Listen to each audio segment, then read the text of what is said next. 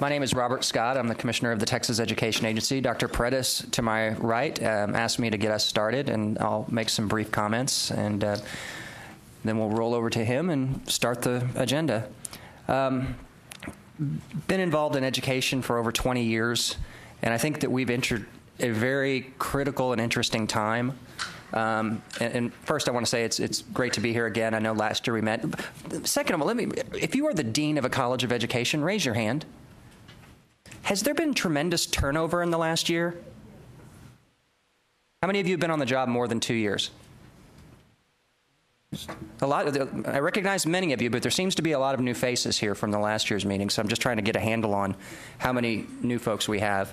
As I was saying, it's an interesting time with respect to how we treat, develop, recruit, retain educators. And I look forward to a discussion with you because I'm of the mind that we're going about it in the wrong way. And I think that this national dialogue we're having about finding and throwing away the least effective teachers is an interesting academic debate, but it doesn't necessarily make sense in real time and space as an administrator and an attorney, understanding the rights of teachers and due process and contracts. And I look at the rhetoric that we're hearing around the state, and I'll throw two facts at you that have been thrown at me in the last week. Gosh, we're growing by 80,000 students a year, and we didn't cover the cost of enrollment growth. And someone in the next breath said, and gosh, your dropout rate is 25%, you horrible people. And I said to them, well, if we're growing by 80,000 students a year, and we really do have a 25% dropout rate, and there's 1 million kids in high school in Texas, we're losing 250,000 students a year. So if we're gaining 80,000 and losing 250,000, shouldn't we be actually a net reduction of kids? So which fallacy did you come up with? Is it that we aren't growing by 80,000 kids a year, which I believe we are, or are we really losing 250,000 kids a year, which I believe is wrong? And so I think that a lot of the rhetoric you're hearing and will continue to hear is false, and I think it leads us to some bad premises when we start to address policy concerns. And I look forward to hearing from you today because I do believe that instead of looking on the back end at, gosh, how do we get rid of these bad teachers, which is a legitimate exercise, and I don't want ineffective teachers in the classroom more than anybody else. I think we don't put enough emphasis on how we identify and recruit and train new teachers and beginning teachers and make them more effective before we decide that they've outlived their usefulness in the public education system. So with that, I'll turn it over to Dr. Paredes. I want to welcome all of you to the coordinating board offices. I know that all of you are very busy, and we appreciate your willingness to take time out of your schedules to come and have a conversation about the relationship between higher education and public education, the critical question of how we do a better job of preparing teachers to work at our schools, how we do a better job of aligning public and higher education. I think we are still inadequately concerned about the interrelationship between the two. I think we still fail to fully recognize how it is absolutely clear that whatever happens in one sector has a profound effect on the other.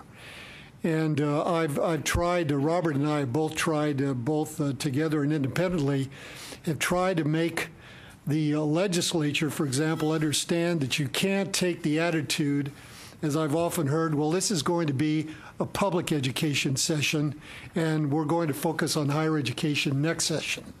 You can't do that because the two are interrelated so closely.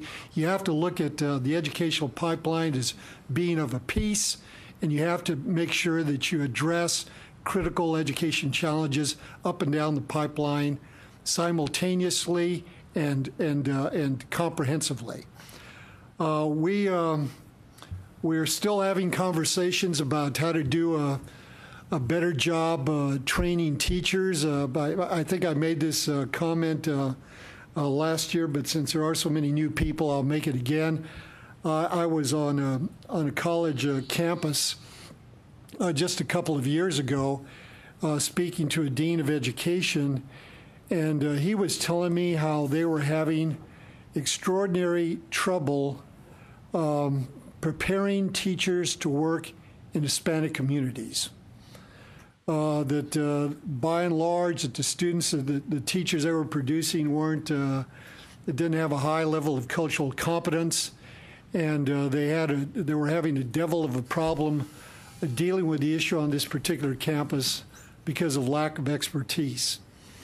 And I asked the dean, well, have you taken advantage of the fact that you have a Center for Mexican American Studies here? And the dean said, what? I said, yes, you have a Center for Mexican American Studies with faculty members in about 15 different departments who have all kinds of cultural competence and would be perfectly, I'm sure, at least some of them would be perfectly willing to help you design teacher training programs that were more responsive to the needs of Hispanic students. And as far as I know, 2 years later, there hasn't been any movement in that direction because academic departments tend to be so autonomous. They tend to be relatively isolated from one another. And one of the challenges we have in higher education is we still don't do a very good job of moving across disciplines and across academic departments to get the appropriate work done. That's less serious on some campuses than others, but it's still a significant concern. We are in a period, to follow up on something Robert said, we are in a period of dramatic change in education, higher education as much as public education. All of you are familiar with the controversy that we've had in the state over the past 7 or 8 months about different approaches to reforming higher education and different ways that emphasize student performance, others that focus on faculty, research, and so forth. And all of these underscore the simple fact that, as I said a moment ago, we are having to reinvent public higher education because the current model is simply unsustainable. The way we fund higher education isn't sustainable. Passing the costs on to students, particularly in Texas, is unsustainable. The relationship between, or the lack of a strong enough relationship between higher and public education is untenable because we know that what percentage of students in K through 12 now are defined as being poor in one way or another? Oh, it's 55%. 55%. Yeah.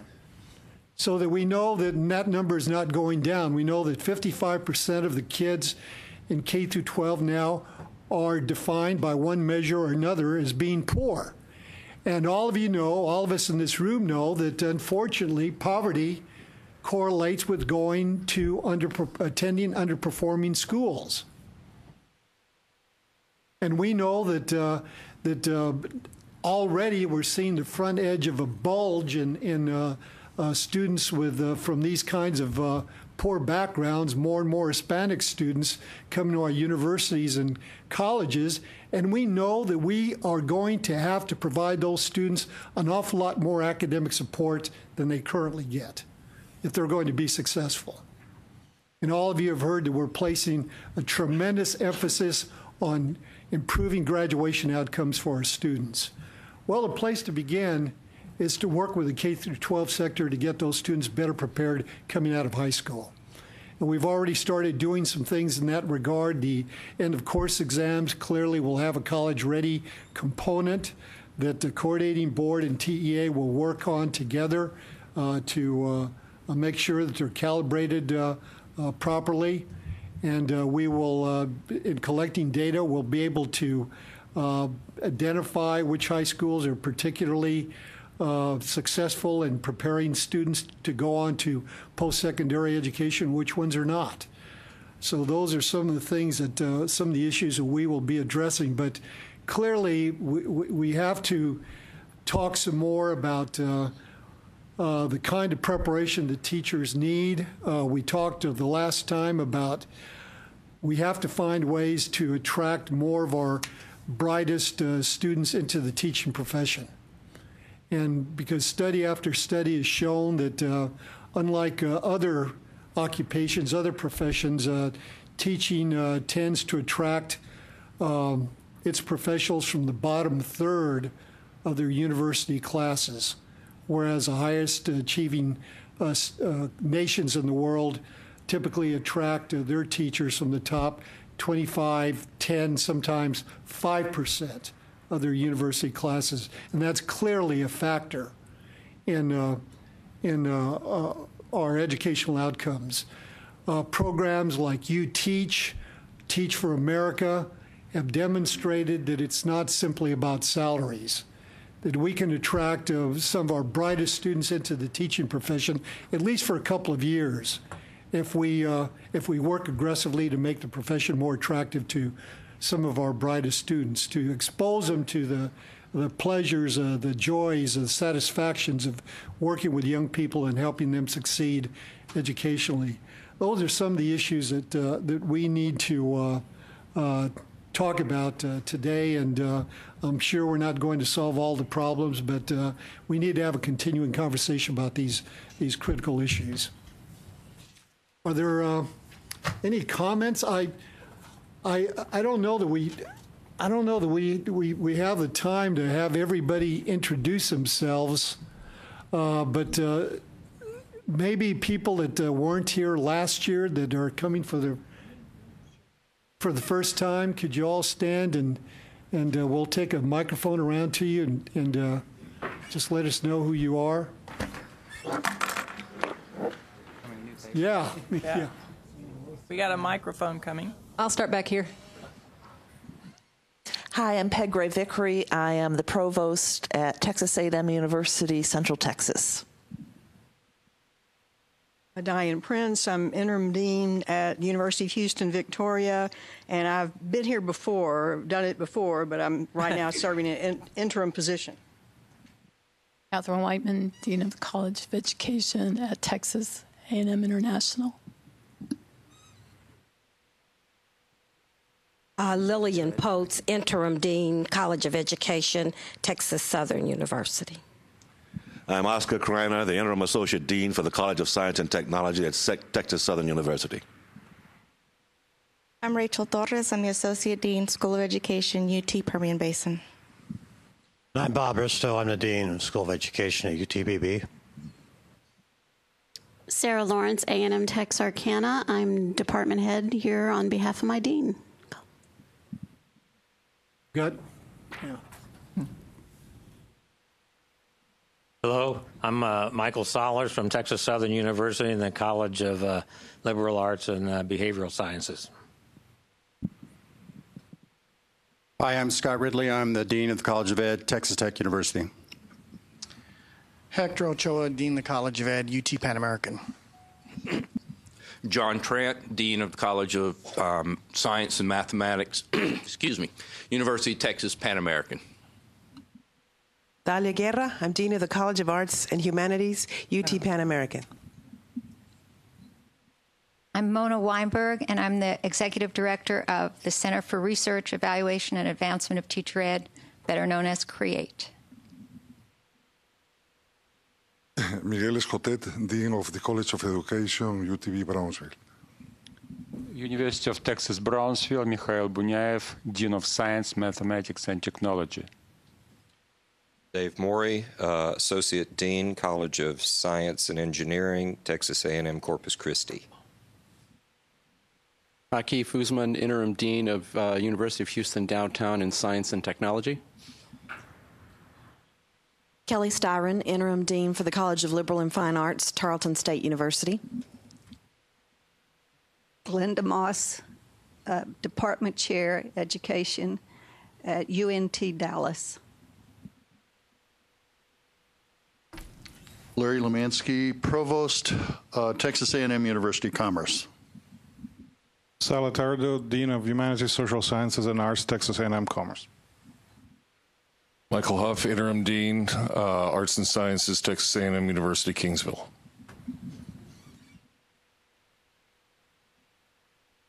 Craig Jordan, Associate Dean, College of Sciences, UT San Antonio. Mike McKay, Assistant Dean for College of Arts and Sciences at University of North Texas. I'm Beth Peltz. I'm the Dean of the College of Public Service at the University of Houston downtown.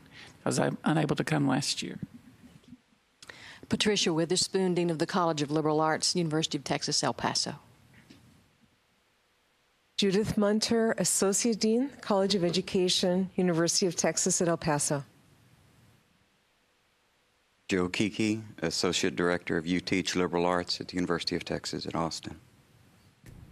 Richard Flores, Senior Associate Dean in the College of Liberal Arts at UT Austin and Co-Director of UTeach Liberal Arts. William Bush, Interim Head of the School of Arts and Sciences at Texas A&M University, San Antonio. I'm Brent Snow. I'm the Provost at Texas A&M San Antonio. I'm Joe Garcia. I'm the Interim Head of the School of Education, Kinesiology, Texas A&M San Antonio.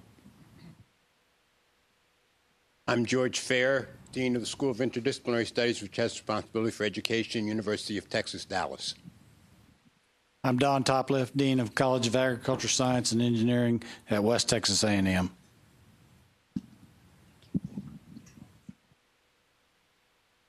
Okay, well, thank you very much. We have, I know that all of you had access to copies of the agenda. We're going to go through a couple of informational items, and then after that, we'll have a group discussion about a variety of issues. One of the issues that I want to talk about is how we can do a better job of actually vertically aligning public and higher education, particularly through faculty participation. We've done it on an ad hoc basis on different projects. For example, I think we were I think we're still the state that used a vertical teaming model to develop our college and career readiness standards from the very beginning. For example, if you look at the Common Core standards, they were developed primarily by K through 12 people, and then higher education folks were brought in after the fact, which is, I think, one of the reasons that more and more higher education people are raising questions about the core standards. We, from the very beginning, ours were developed by teams of university, college, and high school faculty working together, and I think our standards are quite strong as a result of that. That's one of the issues I would like to talk about, but we're going to have a report, first of all, on the status of Project SHARE, which I know is of interest to many people. Want me to take that one? Okay. Or do you want to do it? Are you prepared to, or do you want me? Go ahead, Okay, and I then can you do can it. hand it over to me. No, okay. That has to do with that progress. Sure. For those of you who weren't here last year, I mentioned Project SHARE last year as what I consider to be a very strong potential to coordinate what we're doing in public ed and higher ed and accentuate what we're doing in public education by allowing schools to focus on every other day besides the day we test kids. And this originally came about as a kind of a good-natured argument that I was having with a guy named Tony Wagner from Harvard. If you know Tony, he wrote the book called The Global Achievement Gap, and it talks about the 21st century skills that students will need to be effective. And I was arguing with him, and I said, okay, Tony, I'm with you. I want my kids to have those skills. How do I assess them objectively?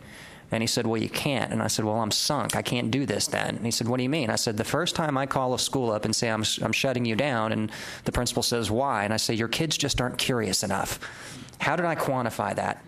And so that led me to a discussion with people who've been working on this portal that allows us to do things like create e-portfolios so that you can have a more complex evaluation of student work than just a standardized test.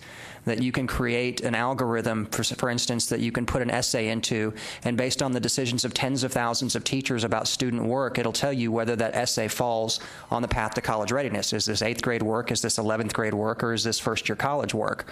So this project really excited me. And we started running with it last year. We now have over 472,000 accounts. And 124,000 of those accounts are students. And I expect by the end of this school year, we'll have 1 million student accounts. And this portal allows teachers and students to collaborate online. If you want to think of it as a Facebook for education, it's got that kind of functionality and then some. We have partnerships with the Smithsonian, the National Archives, PBS to get content. and it's a partnership with a subsidiary of the New York Times. So if you're doing an essay on the Gettysburg Address and you type in Gettysburg Address, you get a copy of the Gettysburg Address, and you get a copy of the New York Times article that appeared in the New York Times the day after because they were there and they covered it, as well as all the backup PBS documentaries, National Archive information, Smithsonian information. So it's a repository of information.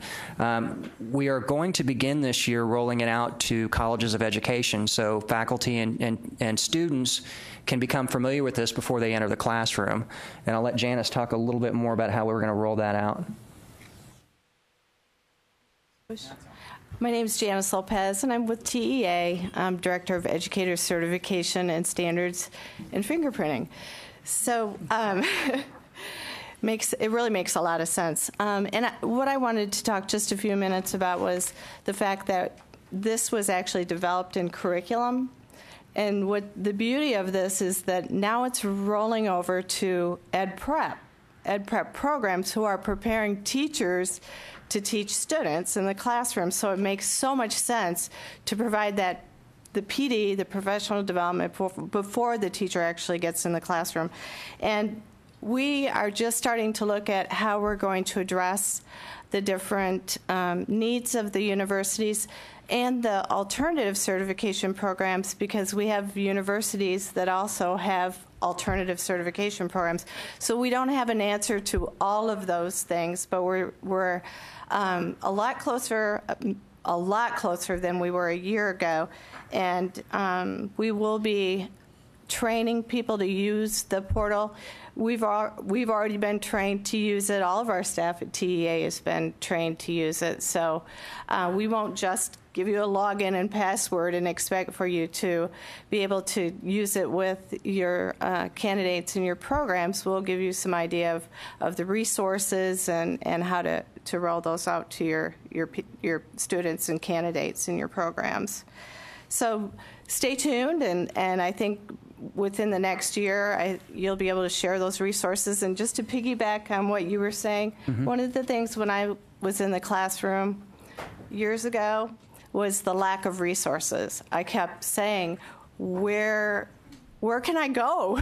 Where can I go? Textbooks are great, and I use textbooks, but where can I go to enhance what I'm teaching in the classroom and go beyond just what the words say in the book so that kids can experience? And Project Share does that, where you can actually see videos, see things that you wouldn't ordinarily be able to see. Webcams where you can watch penguins jump in the water that you'd never actually be able to see in Texas. So it's a fantastic resource, and I think it's an addition to the curriculum. It won't replace the things that you will have in your curriculum according to the standards that for certification, but it'll just help you facilitate a real dynamic curriculum. If I could add a few more points. There are higher education institutions that were using a version of this before. If you're familiar, I think Del Mar Community College is using it. It was called the Epsilon platform before we partnered with them. So if you know of an institution that's using Epsilon, this would be a very similar type thing. There are also some functionality that I think is going to be pretty important to beginning teachers, and that is, rather than the traditional method of sending teachers to professional development at regional education service centers, we're going to be providing online professional development through Project Share. So we're calling it kind of pajama PD, so you can do it at home at night on the weekends and not have to travel and pay those costs if you so desire. And I think for beginning teachers, there's an interesting function, or teachers coming to Texas from out of states. We have a monster.com type function. So you can type in a zip code of where you'll be wanting to teach in the state of Texas, and every posted education job within 5 miles, 10 miles, 15 miles, and 20 miles, et cetera, will come up on that site. We've linked those through regional education service centers. So we think that'll help teachers as they try to identify those scarce jobs these days in regions of the state, and hopefully as we start to grow out of this current economic problem we're in, that it'll help them even more in the future. Mm-hmm. I'd like to add one thing. We have worked with the curriculum department over the last year, and some of our college readiness staff here at the coordinating board have also been through the same training.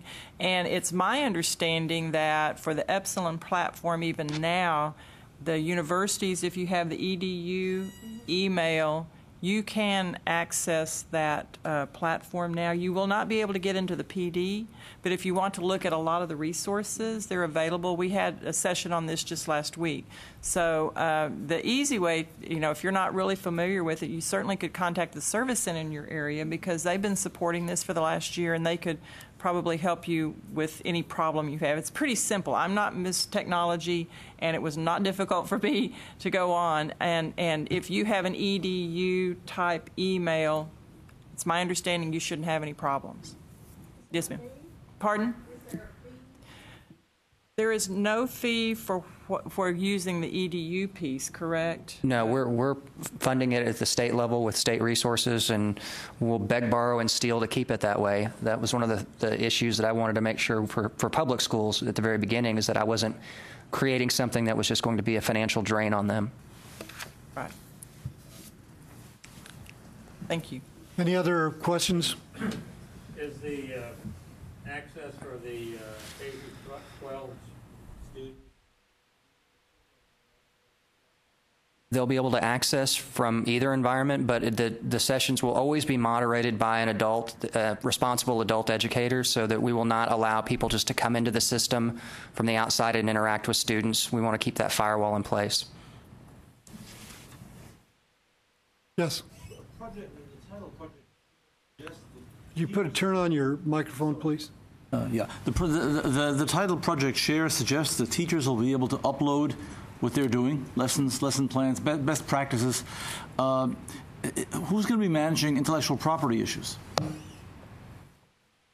Well, I think the agency puts this portal out there. I mean, if a teacher wants to upload their personal information, and then are you saying they would assert, or are they saying if they copyright infringe? I was saying some teacher who may not be familiar with IP rules, but may have gotten something that isn't exactly in the public domain and choose to upload it, and then it's available to tens of thousands of people?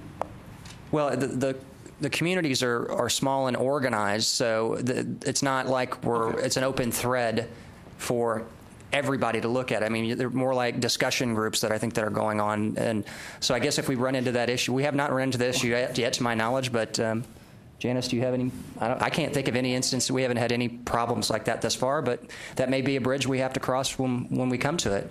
The idea right now is that we're accumulating all of the content that we possibly can that's free and open source, and that was kind of the original idea, was to get all the open source stuff we possibly could. And PBS, because they have decades of archives, they were a ready partner and said, we will absolutely give you everything. The National Archives and Smithsonian, all of their content is open to the public. So we're trying to do as much open source content as we possibly can. Great. If we hit the intellectual property issue, I'm sure we'll all lawyer up and we'll work through it. Okay, thanks.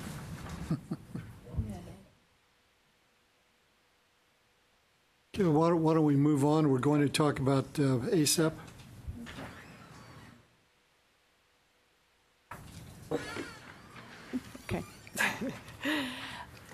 I know that you're from many different disciplines at the university, so this might be new information to you, but 2 years ago, Senate Bill 174 came into effect as law for raising the accountability for educator preparation programs. It was huge for the state and for programs.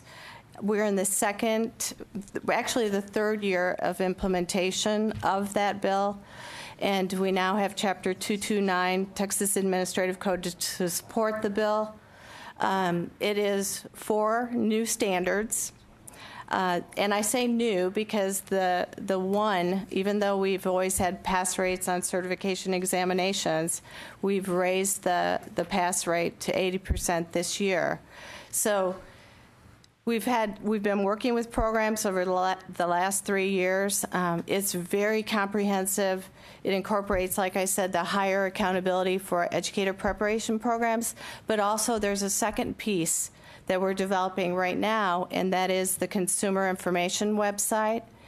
And we've been collecting data. Actually, we just closed the system, ASAP system, last week, September 15th. And we will be collecting information about those 4 standards and posting information on the consumer information website. And the reason that was very important to the legislature was because they felt like people that are looking for an educator preparation program ought to be able to review the performance of the ed prep program and make their own decision and have, even more importantly, the information available for them to make good decisions. And for districts, when they're hiring teachers or alternative certification programs, first-year teachers on probationary certificates, that they should be able to look at the website and make a decision whether or not they feel the intern is qualified. It's a reach, because that's not always an end-all, but it will provide more information. We are, like I said, we're in the third year of implementation. It was an unfunded mandate. It has been an amazing experience because of the partnerships that we've been able to build and actually help us implement these standards. I know that many of you are very familiar with the new rules. Raise your hand if you're familiar with Senate Bill 174. That's good. That's really good. It was huge, and it's still for the next 5 years, it will remain a huge emphasis of our division. One of the things that we did this year, just as an update, on the first standard is, like I said, there's 4 new standards. The first standard is certification examinations, 80% pass rate for accountability status. The second is a principal survey that we distributed this year to principals to observe beginning teachers. That'd be first year, second, and third year teachers. And we were really happy and excited to receive 42,000 surveys back. That's huge. And we had to literally track down principals because we didn't know exactly where to find them. They're not in PEIMS. So we spent a lot of time trying to find these principals so that we could submit or have them submit the surveys. Very successful. We'll do standard setting on the principal survey in October. So the first standard will be active, the second standard will be active, the third standard, the teacher to student link, is finished, but we are in the development of a teacher metric that won't be actually implemented until 2012. And the fourth standard will be implemented this year with observations in the classroom and the quality of field supervision. So we're well on our way to implementation and gathering the data from the programs for the consumer information website. And we will have a different status this year for ed prep programs. Like I said before, it was 1 standard, the first standard. This year it will be 3 standards that we're able to implement on the new statuses. When would be the first time that those 3 would be reflected in that accreditation status that becomes public? This what year. This year in this the year. spring in 2012? We'll bring the statuses to the board in February for the 3 standards. Any questions? You're really familiar with it. Good. Okay, let's move on. EDAS.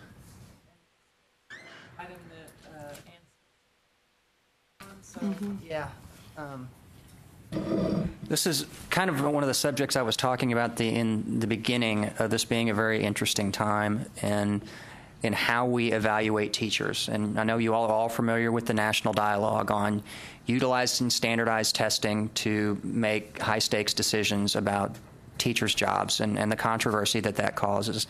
I am very much interested in sitting down with teachers and advocacy groups and having a conversation about this. I've had several really wonderful conversations with Randy Weingarten and Gail Fallon, who Gail I've known over 20 years, and Randy and I can sit down for 2 hours and we're completing each other's sentences. And so I think there's some areas now where there's common ground that we have not had in the past.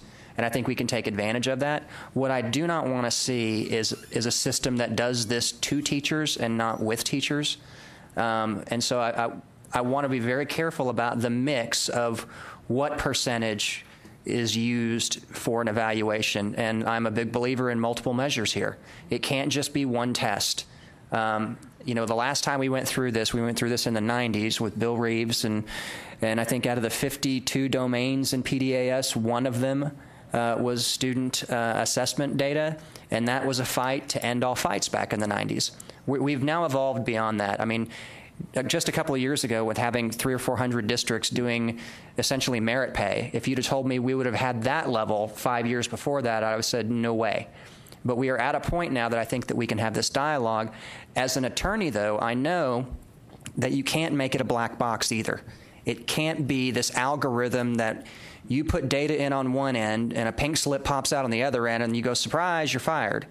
Because of due process and notice and those requirements in the common law as well as the contract law, I think this has to be something that's easily explainable, that's transparent, and that teachers understand and have buy-in on before we develop this as a final mechanism for appraisal. That being said, I recognize the flaws. I mean, if you look at the number of unacceptable campuses and the number of kids who are not proficient or are not even meeting the basic level of expectations on our state assessments, and then you look at the appraisals of the teachers that are educating those students, and you see a complete disconnect between performance and where the grown-ups on campus think those teachers are performing. I think that brings us to a specific relief point where we need to have a very fundamental conversation. And I know we're going to be starting that process. This is one of those things, like when we did college and career readiness, that it's going to take public education and higher education and the business community and researchers and philanthropy all sitting down together to come up with an evaluation system that we can stand behind. Otherwise, the backlash a year or two or three down the line will destroy all of that work.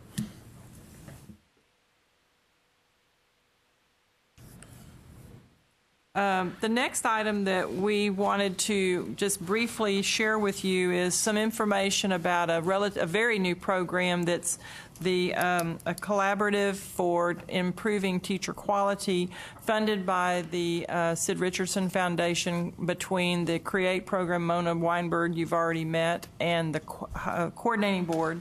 The whole point is to emphasize the quality of the teachers that we already produce, recognize the good elements of the programs, outstanding practices, outstanding candidates, share those kind of exemplary practices across the state and the nation. We would like to use this project to emphasize the importance of an institutional commitment to serving all of the state with more and better teachers.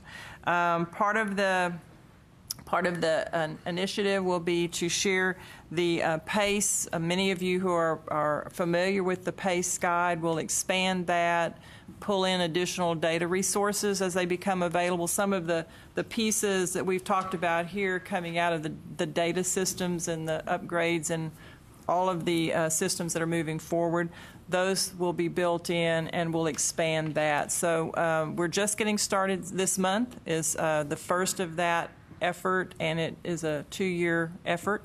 So you'll be hearing more about that as we go along, and we encourage you to participate when things are available and to give us the information and the input that we need to make that a successful project. Mona, do you want to add anything? No, that's good. Okay, thank you. So those are the minor, brief updates that we wanted to make sure we shared with you. And I would suspect, we can handle the agenda a couple of ways. We have another set of updates that we're prepared to make on some of the coordinating board initiatives moving forward. Or if you want to, are there any other just general topics we want to cover at this level? More question and answer. Do you want us to go ahead and finish with all the little updates? Yes. Okay. Finish the updates. Kevin, Dr. Lemoyne of the coordinating board is going to, and we do have a handout that we need to distribute, which I will take care of. You want to take that? Okay. And Dr. Lemoyne's going to cover this for you. Thanks. Susan asked me to give you guys an update on a couple of policies that have been implemented recently that I have no doubt you're aware of. The first, and Susan has a handout that she's giving everyone that lays all this out in detail. I wanted to just briefly go over the results of the staff review of low-producing programs. We'd identified exactly 549 low-producing programs at all levels at public institutions of higher education in Texas. And over the last 2 years, we notified institutions numerous times about the changes in the thresholds for low productivity and the options that they had. During this first round of review of low-producing programs, institutions initially decided to phase out and eventually close 146 of those programs.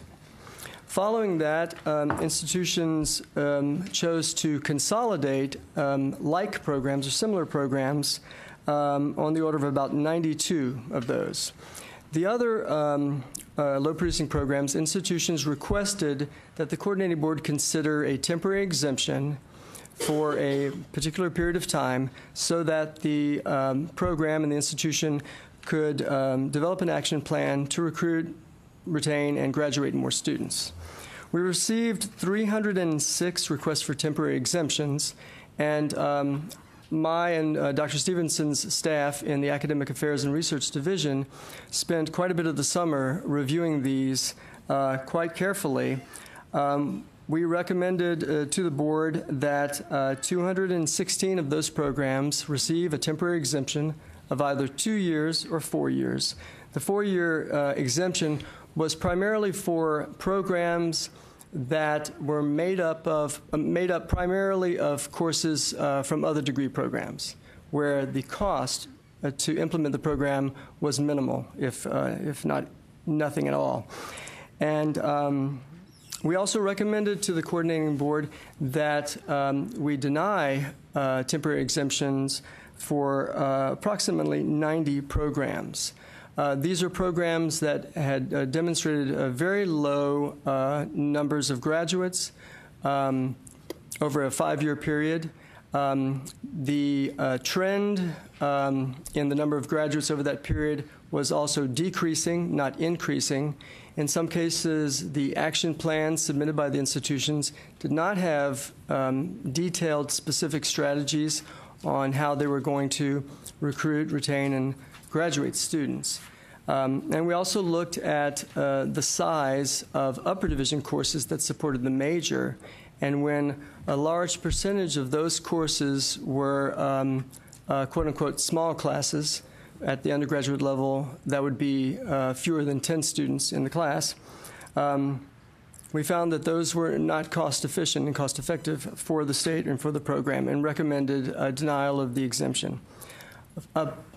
15 institutions have notified us that they will appeal to the board at its October board meeting, and that represents about 45 programs, I think. Great. The next little update that I wanted to give you, one thing I forgot to say was, especially for those of you that represent the colleges of education, this is no small thing for you either, although at the baccalaureate level, we don't have any education programs. But some of the programs are ones that are low producing, or ones that you support and partner with for your educator prep certificates. So this is going to have an impact on you as well as on the academic departments. The next update that I wanted to give you has to do with a couple of rule changes that are proposed by the coordinating board staff that the board will consider in October. The first has to do with the revision of the core curriculum, and I'm sure most of you, if not all of you, are aware that this process has gone on for several years, where the staff have been working closely with the Undergraduate Education Advisory Committee. There are 3 main changes that I'd like to quickly summarize for you now that are being proposed to the core curriculum. First, the revisions replace the exemplary educational objectives, the perspectives, and the basic intellectual competencies that are in the current core curriculum with a set of 6 more simply defined core objectives. And those are communication, critical thinking, empirical and quantitative skills, teamwork, personal responsibility, and social responsibility. And those six core objectives are modeled after the LEAP initiative that the AAC&U developed recently. The second change is related to the number of semester credit hours for the core curriculum. The proposed change limits the core curriculum to a maximum of 42 semester credit hours. That's also the minimum.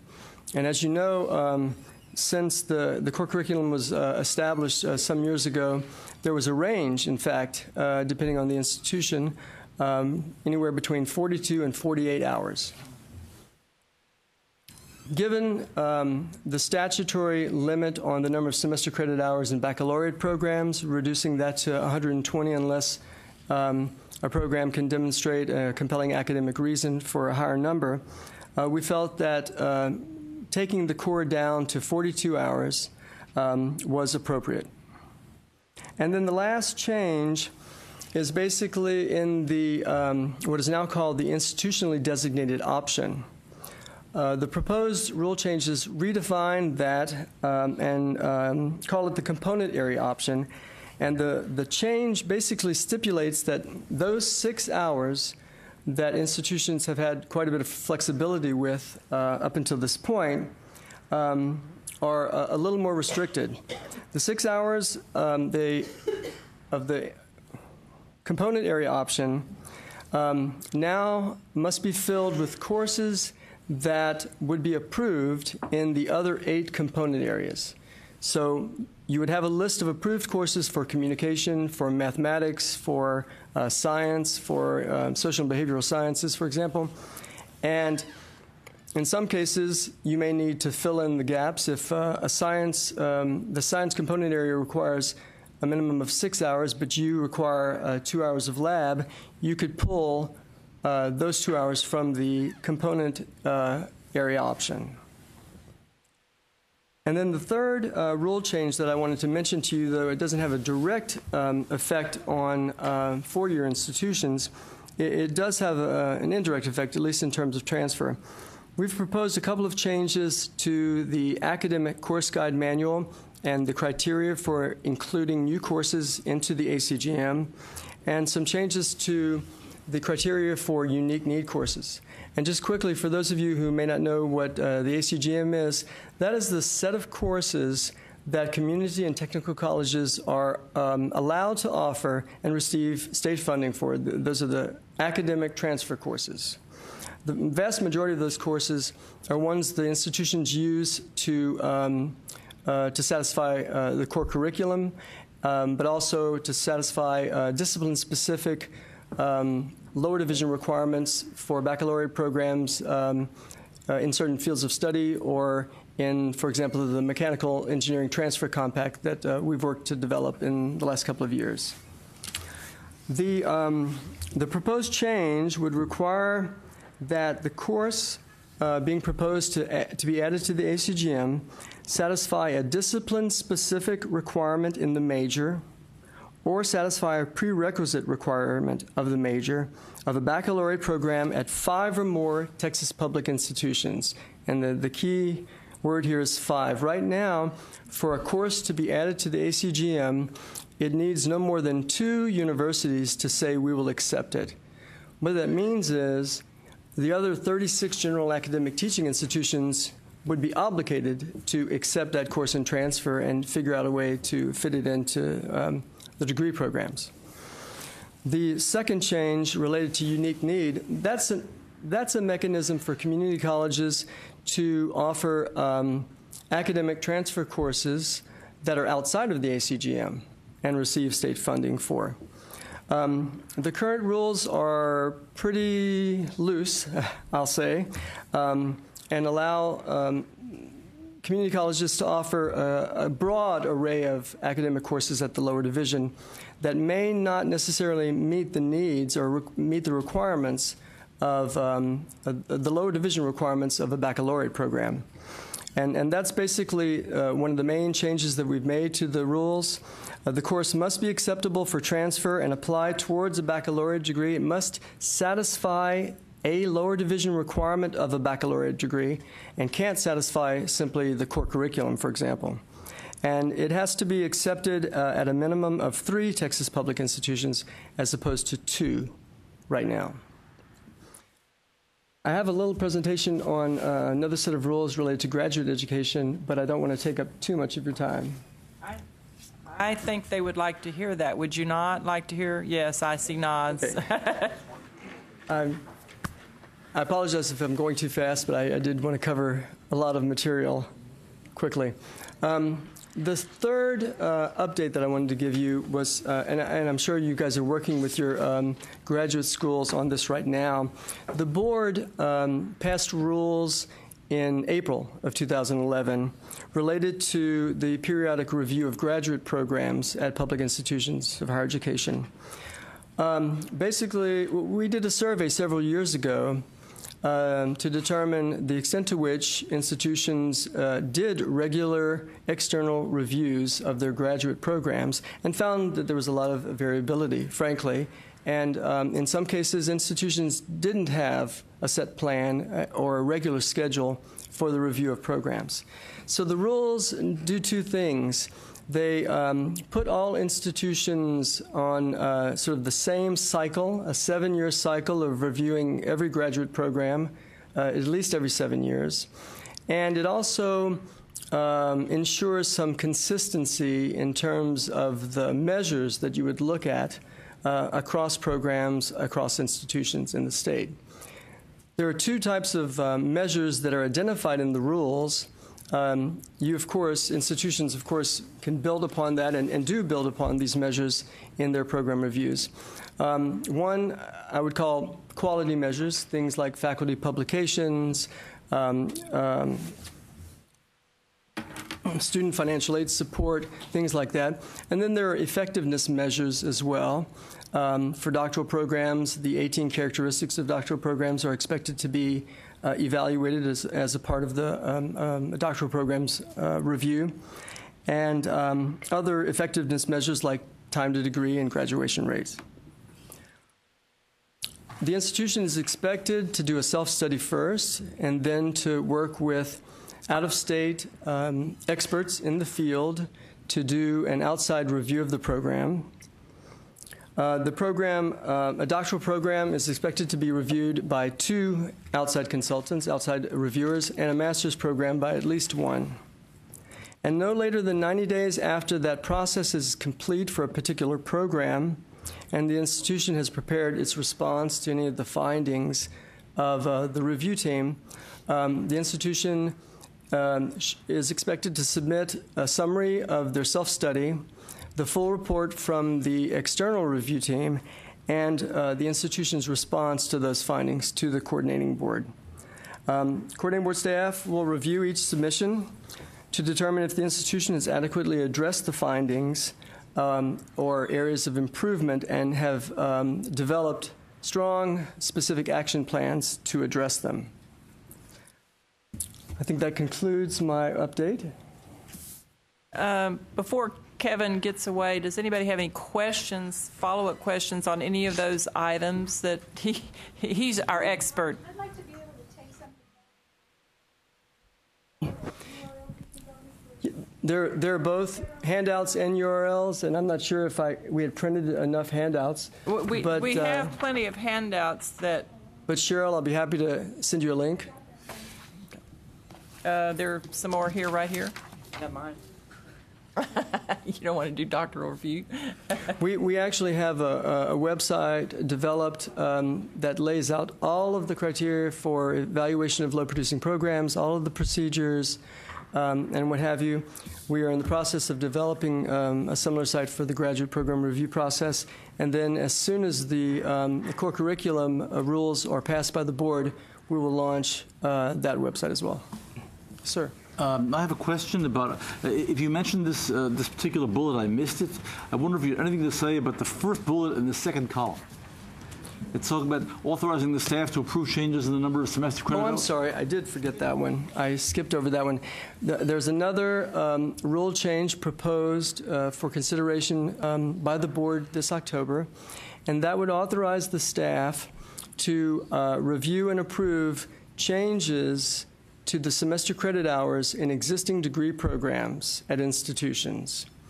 The coordinating board has very broad authority to review existing degree programs, and this particular issue has come up given the first, the need to limit the number of semester credit hours in baccalaureate programs, and to better define what compelling academic reason means for exceeding the number of semester credit hours. The proposed rules basically state that if an institution or if a program reduces the number of semester credit hours, certainly not below anything that would jeopardize your accreditation, it would be automatically approved. If an institution increases the number of semester credit hours for an existing program at the undergraduate or graduate levels, that would be for review by the coordinating board staff, and the justification would have to be provided by the institution for things like programmatic accreditation, licensure issues, or what have you. Regarding programs of study, intact programs like Mexican American Studies and the AAT, Give her the mic. I think there's no change to the fields of study. The board-approved fields of study, or the only academic associate's degree that is fully transferable, the AAT. They aren't affected. And Cheryl, I'm reminded that you and I worked on the Mexican American Studies field of study 7 years ago together. The external reviews for the graduate programs, can that be our national professional organizations like CAPE? Will those count as our external reviews? Yes, thank you for saying that. The review, the self-studying review that you do for a programmatic accreditor can be used in place of what I've basically outlined as an external review. Tell us your last name again. Sorry. Lemoyne. I'm from Louisiana originally. Questions before? Thank you, Kevin. That's very helpful. Absolutely. Shall we move on to the legislative updates? Excuse me. I don't have another one beyond Kevin, so whatever you would like to add is fine. Okay. We'll start off with Robert.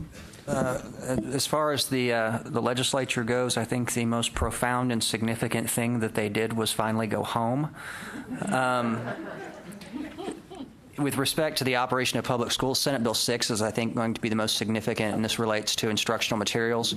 Rather than the state being in the business of purchasing textbooks and shipping them out to school districts from an approved list by the State Board of Education, districts will get an instructional materials allotment, and will have far more flexibility on purchasing instructional materials, both traditional textbooks and online materials, as well as software and hardware.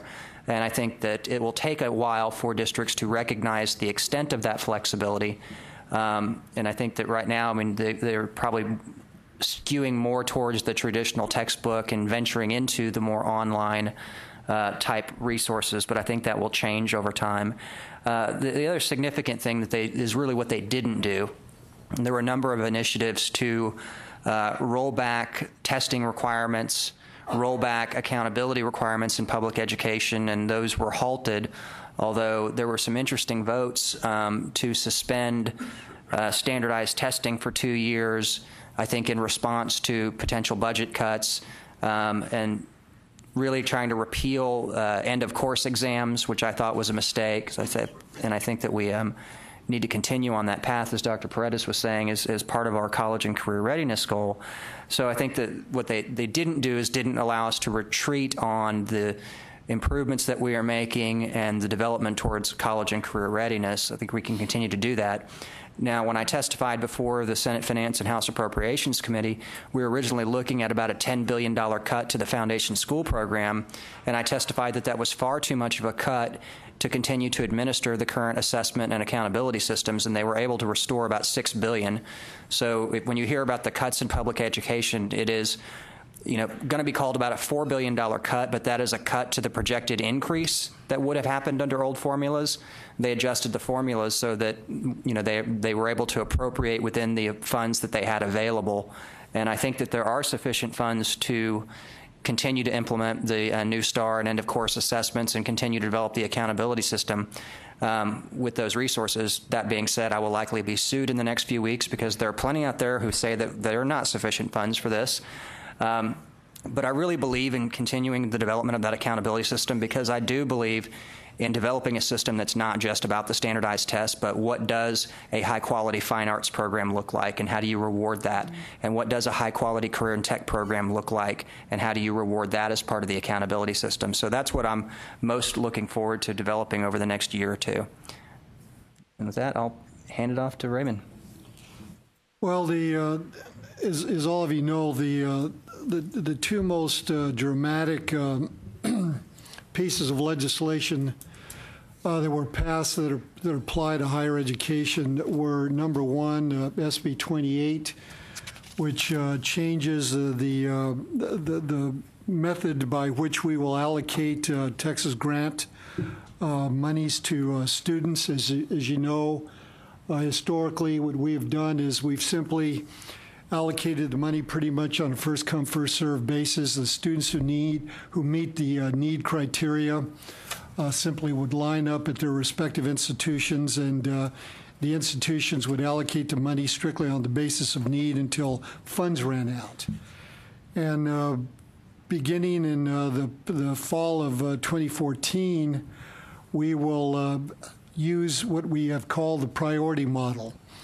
And that is to say that institutions are obligated, beginning with that class, to allocate money to students who not only have need, the need criteria have not changed at all. They will remain the same. What is different is that students will get priority who meet 2 out of 4 merit criteria. And those 4 merit criteria, and the students can meet any 2 of the 4. Number one, have either a B average or be in the top third of their high school graduating classes, have taken a more rigorous curriculum beyond the recommended high school program that can be AP courses, dual credit courses, the distinguished curriculum, the International Baccalaureate. The third criterion is to have achieved a college readiness score on any of the TSI assessments, the ACT, the SAT, a TAC score, a score on appropriate score on THEA. And then the fourth criterion is a 4th year of rigorous math, because we know that that is a very significant predictor of college success regardless of the student's major.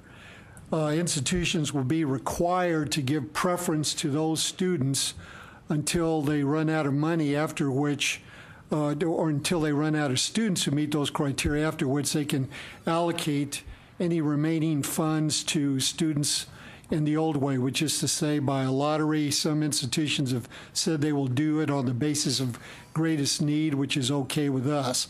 Some institutions, notably UT Austin and Texas A&M, will find that this doesn't change their circumstances very much at all, because virtually all of their students would meet the proposed merit criteria. We recommended this legislation because our data have shown that students who meet 2 out of these 4 merit criteria graduate at twice the rates of students who do not.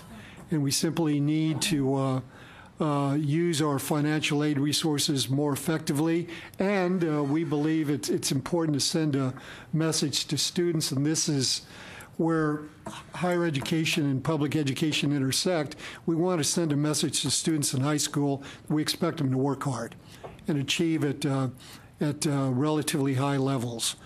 These metrics were developed after a good deal of research, looking at national databases and performance of students with different academic characteristics. For example, we found that if you have an A average in high school, regardless of the high school you go to, your chances of graduating are somewhere in the 85 to 90% range.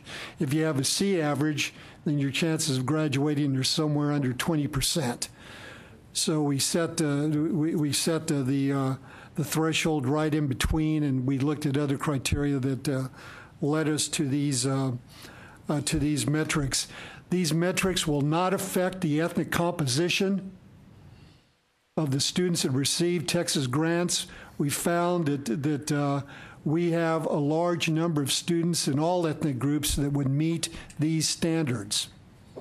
So there will not be a decline in the ethnic composition of the pool of students who actually receive grants. We will have the same percentage of African Americans, same percentage of Latino students, same percentage of Anglo students and other groups. We also found that the impact is virtually the same across all ethnic groups, that the graduation rates for students who meet the priority criteria are essentially double the rates of those who do not across all ethnic groups. So we will produce, even with smaller amounts of money, we will produce more graduates. And we think that this is a good thing. Ultimately, our goal in Texas is to produce more graduates. The second piece of legislation, which is critical, and there's been a considerable amount of conversation about this issue on campuses and with campus representatives, is HB 9. HB 9 requires a coordinating board to identify appropriate metrics to be used in outcomes-based funding. As all of you know, we proposed the 10% of formula funding be distributed on the basis of outcomes, not simply on the basis of enrollments.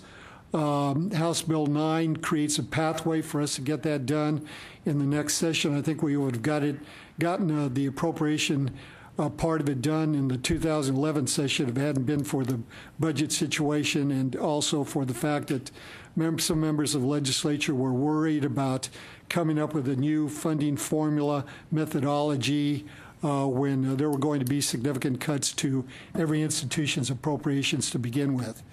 But we're now working with our formula funding advisory committees to come up with the appropriate metrics. The metrics that we recommended to the legislature, and I expect that we will tweak these metrics. They won't be completely discarded and replaced by others. We'll wait to see if that actually occurs, but that's what I anticipate. The four metrics were a combination of increases in both the number of graduates and the graduation rate campus by campus. Secondly, the increase in the number of students graduated who are deemed at risk by federal regulations. Poverty obviously is the number one indicator of at riskness. Being out of school for a while, being a part-time student, or other characteristics of at-risk students. The third category, and one that's relevant for our subsequent discussion at this meeting, is increasing the number of STEM graduates and people who teach in STEM fields. And I should say that all of these metrics have a weight of 1 except for that one. That one has a weight of 2. So the institutions that particularly focus on producing more high-quality STEM teachers will get a significant boost in their ability to compete for the percentage of funding that's allocated on the basis of performance. And then the last metric that we proposed is a predicted graduation rate. And this was proposed because all of our universities have different admission standards. And so this is an algorithm which compares or comes up with a predicted graduation rate based on a comparison of the number of students at the institution that are in the top 10% of their class compared to the number of students who receive Pell Grants. And our studies have shown that that accounts for about 80% of the predicted graduation rate, which is a very high number.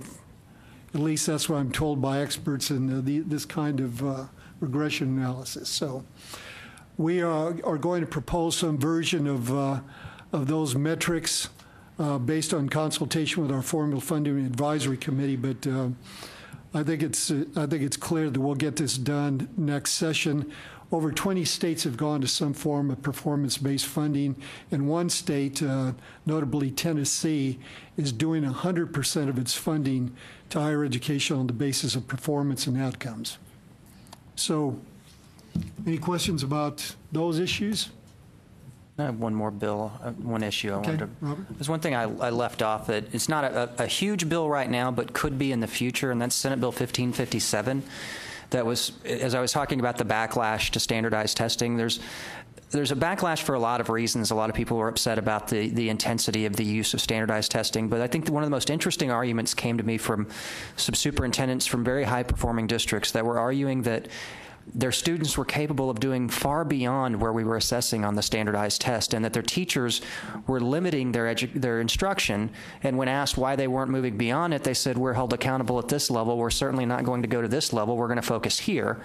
And I think it struck a lot of legislators that was wrong in terms of policy. So they passed a bill that allows me to allow 20 school districts the freedom to go beyond the test and maybe not assess every student every year, but do sampling like the NAEP, and develop metrics other than a standardized test that move kids beyond our current level of assessment. So I think that is going to be a very eye-opening experience in terms of how we propel the higher student learning at higher levels. And I bring it up because it's timely, because the discussion that we're having on the national level, the White House will announce tomorrow, and they've been talking about this for a while, that they're going to grant waivers from No Child Left Behind and let states out of the accountability provisions of No Child Left Behind, particularly AYP and some of these other highly qualified teacher requirements, if states will adopt their reform measures. Now, I worry about that from a perspective of where we are, because I don't think that this bill fits into their thought on reform right now. And I think that we are kind of on the other side of where they're starting off using the standardized test. We've been doing this a lot longer. We've developed a far more sophisticated system than NCLB ever even envisioned. And I think we're kind of to the point now that we're looking, how do we get beyond the test? When I mentioned Project Share was about every other classroom day besides test day, that's where we're thinking. So it'll be interesting to see what the requirements they put on these waivers. Common Core was one of them initially, and we're not going down that road. We put far too much effort and have gone far too long on implementation of our own college and career readiness standards that it would just make no sense to scrap that work and in favor of the Common Core.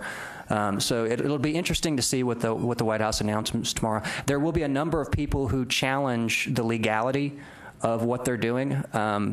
Me probably being one of them, because I've read the law and I know that all three, the article, the act that created the department, the General Education Provisions Act, and No Child Left Behind specifically prohibit the Department of Education from even endorsing state or local curriculum standards. So I think there's going to be an interesting dialogue around this discussion. Thank you. Well, there's some particular issues that I wanted to talk about in our discussion. I mentioned at the very beginning of this meeting the whole issue of vertical alignment and working more effectively at the institutional level, at the local level, between higher education and public education. I would like to talk about that. Now, you'll recall that last year we had a fairly robust agenda, and it turned out that the preference among all of you was simply to have a conversation and give you an opportunity to ask questions, mostly of Robert, which pleased me greatly. And, Your turn this year. So we could we can do it that way. But I would like to get the conversation going by asking a very simple question. What are you doing at your institutions, what seems to be working or what seems not to be working in terms of building stronger, regularized relationships with the local school districts? What kind of input, for example, do local superintendents and principals have in the way you structure your teacher preparation curriculum? What seems to have worked well? What kinds of problems are you encountering that prevent you from having the level of cooperation and the level of alignment that we need to work effectively together to improve educational outcomes all through the educational pipeline? I can tell you that one of the conclusions of our cost efficiency study, which is on the coordinating board website, that one of the conclusions was that probably the single most effective thing that we can do in Texas to lower the cost of higher education or to make higher education much more cost efficient is to work much more effectively with the K through 12 sector. If we did, if a larger percentage of our students coming out of high school were college ready, if they had taken more dual credit courses in high school, more AP courses, the time to degree would be shortened. All of these things would significantly enable us to get more productivity out of whatever level of funding the state provides. So I would like to just open it. Yeah. We need to get you a microphone. Microphone's on the way. It's coming. Yes, yes. I'm new to Dallas, UNT at Dallas, and working with 5 school districts. 4 of them are in the what we call the southern sector. They've had rapid demographic change from mostly African American to now Latino. I was lucky enough to get one of those Title III grants to work very closely.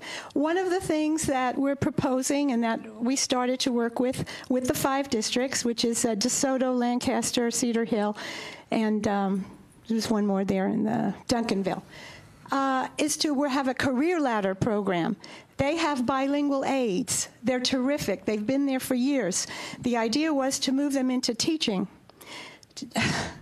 Where am I going with this? Well, we just got hit in the face with the fact that the teacher aides can no longer be exempt from student teaching, which means that they have to quit their job, stop working, there's no funding for them, and then also it makes it difficult to know whether they'll even get another job. So what can we do to restore the student teaching exemption for bilingual teacher aides or other teacher aides? I'm not asking for money. I'm not saying you have to restore the money. The state's poor. Okay, I'm not worried about that. My problem is that these folks, to finish their career and move up the ladder and become a real teacher where they're needed, because they're bilingual and they're good and we're going to train them, the fact that they can't finish without quitting their job, because student teaching is a 12-week intensive program. Please help us. Before you get to a serious substantive policy matter, if you use the word career ladder around a teacher who's been teaching since the 80s, they may jump out of a window.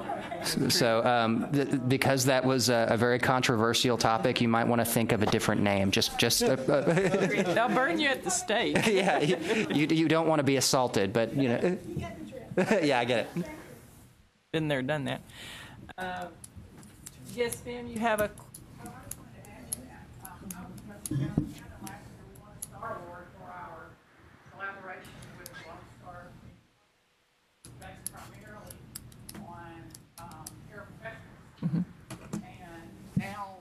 have a significant number of bilingual, but all types from all areas. And now it's dying because they cannot quit their jobs. Right. So it's a significant conflict. For those of you who may not be completely aware of the background of this problem, we're talking about, I believe, the education aid tuition exemption program, which is in statute and basically has been a tuition exemption program, which if a person becomes eligible, we won't go through all the criteria, but if a person becomes eligible for that program, entered the program, received the tuition exemption at public institutions, then by law that person was exempt from student teaching.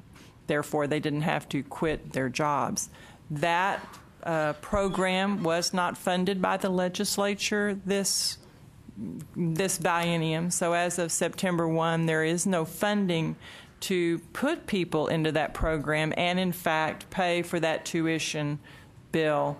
And if they're not receiving, if they're not receiving the tuition exemption, there is nothing in law that that implements that program. You pair that with the SBEC rule requirement for full-day student teaching 12 weeks at a minimum.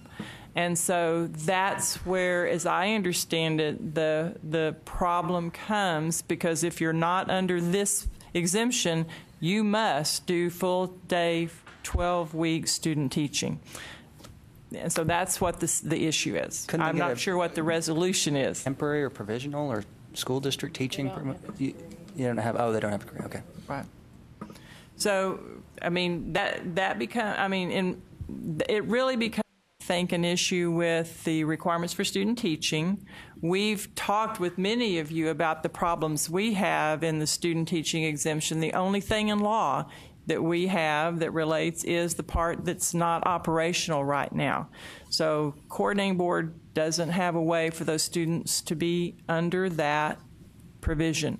Now, there are a couple things that could go forward. For example, some of you have asked that the legislature address the coupling of student teaching exemption with the requirement that the person have received at least sometime in the past the tuition exemption. Does that make sense?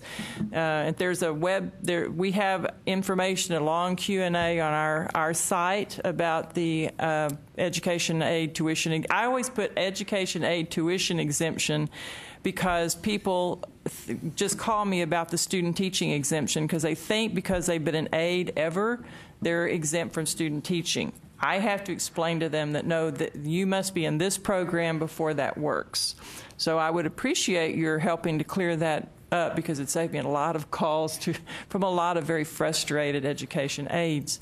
So, you know, there are two things that are going on there. It could be possible that legislatively down the road, I've also explained to some folks that this is not a universally supported program. There are some folks who feel that education aids, just because you were an aide 10, 12 years ago, that you should, in fact, be exempt from some type of supervised field experience. Some of you in this room have talked to me about your concerns about that program. So I don't want anybody to think that there wouldn't be a healthy discussion about that program if it becomes something that goes before the legislature. Comments, questions, thoughts? I have a comment. I mean, and Susan raises a good point about, you know, this is one of those things that there will be a significant cognitive dissonance next session because the legislature made some funding reductions and didn't quite fathom the effect. And so, you know, being an agency that's also under sunset next time, I'm fully prepared for the why the hell didn't you do this, you know, for the next 2 years? And I have to repeat, you didn't fund this, or you voted 150 to 0 to make us stop doing this. And, you know, it will be an interesting discussion of some of the effects of some of the state programs that got cut and agency decisions that will appear to be just a bureaucracy. But if there is no money, then it makes it harder to do some of the things that we have traditionally done. Correct.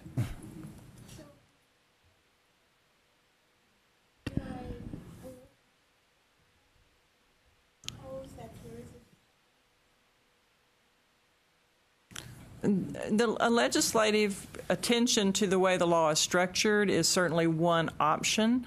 Another option might be if the legislature chose, in fact, to put some funding, but the mechanism is still there. It was really a zero funding when you look at the appropriations bill. So the structure's still there. I think a lot of the discussion will be around the August before the next session, what agencies are putting in their legislative appropriations request, and what we will know at that time based on what we project state revenues are going to look like. I mean, if we get to 4 months before the legislative session and we're told there's no money again, leaders of state agencies are going to be very restrained on what they ask for, although there may be some items that I think are critical in moving us forward in end-of-course exams that I still say I'd like to see these things funded at a reasonable level. There's another option which, we at least ought to recognize. I sat on the SBEC board, and you realize, as a non-voting member, but within the last year or so, there were some changes to the requirements or the rules related to. There's a section of law and rule that talks about the board must have it's an option for recognizing work experience or something. Yeah. Remember that piece, the field-based piece? And the board tightened up, in my opinion, that interpretation. Some of you were, in fact, probably giving some type of field experience credit for folks who had done some stuff. And it actually, anyway, one of the things you could look at is some level of flexibility on recognizing life experience, but that's either rule. That could be a rule, but it's an SBEC issue, and we raised that issue when SBEC voted on it. So it's not a right. It's in. Yes, we put the tuition exemption rule in because I mentioned, by the way, you've got to have this exemption because it's in law. Right. But I'm just saying that over the last 2 or 3 years, that's been tightened up somewhat, but it's an SBEC issue. It's not something that can just be done. They voted on it, and so it's a tighter requirement on recognizing life experience. Is all I'm saying. Okay. Other questions, I guess. Yes. It might be a good idea might be a good idea if you have a question to come forward. We have microphones at this table right in front, and that way we can be certain that everybody in the room can hear you. And I also, I should have made this point at the very beginning, but this meeting is being broadcast. So we want people. Well, thanks, Raymond, for letting us know that now. I thought about that when you made the comment about the legislature. Oh, I make those comments publicly all the time. We have a good-natured relationship. We do. Well, I think I have a microphone right here. One of the things I'm Jerry Thomas. I'm Dean of the College of Education from University of North Texas. One of the things it seems to me that your two agencies could work together on is the clinical experiences for students who are going to be teachers. And we have a situation where, for example, we use a professional development school model where we put the seniors in the school their whole last year because there's plenty of evidence that clinical experience is beneficial to them becoming teachers. Now, we use 27 school districts and 60 schools in the Dallas-Fort Worth area. Those schools have no reward for taking these students there to work with their teachers. And then we want an induction policy where if they hire some of these individuals, they follow them and we work maybe with them on the induction policy. If there were some way that school systems could, and that your two agencies could ask school systems or could ask the legislature to reward school systems some way for this, I believe there would be a lot more motivation on the part of the school systems and on the part of the teachers. Now, I'm not sure how to do that because Texas passes laws where you can't do certain things. I've been in states where we could give the teacher a 3-credit graduate course for free at the state institution if they took 2 student teachers during the year or whatever number. I've been trying to get external funding to endow our professional development program so we can give money to the school system if they do this. But we have to have some way to induce the two groups to work more closely on the clinical experiences induction model if we want better teachers. I completely agree, and this has been an issue for many years.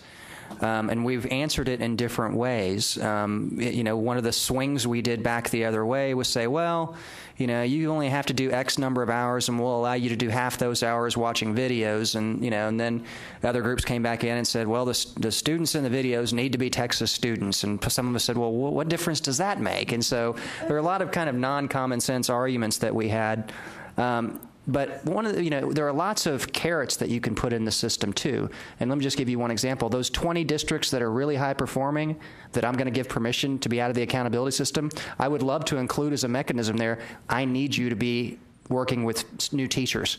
If you want to be part of this system and have the goodies of this, and maybe in the new accountability system, there's some other mechanisms we can put in there for recognizing and rewarding schools that will develop our next generation of teachers. I think it's probably likely if we project what the budget situation is going to be next session, I think we better focus on no-cost remedies to this issue. That's kind of where I was going with that. Yeah. Yes. Can I tack on to what you were saying?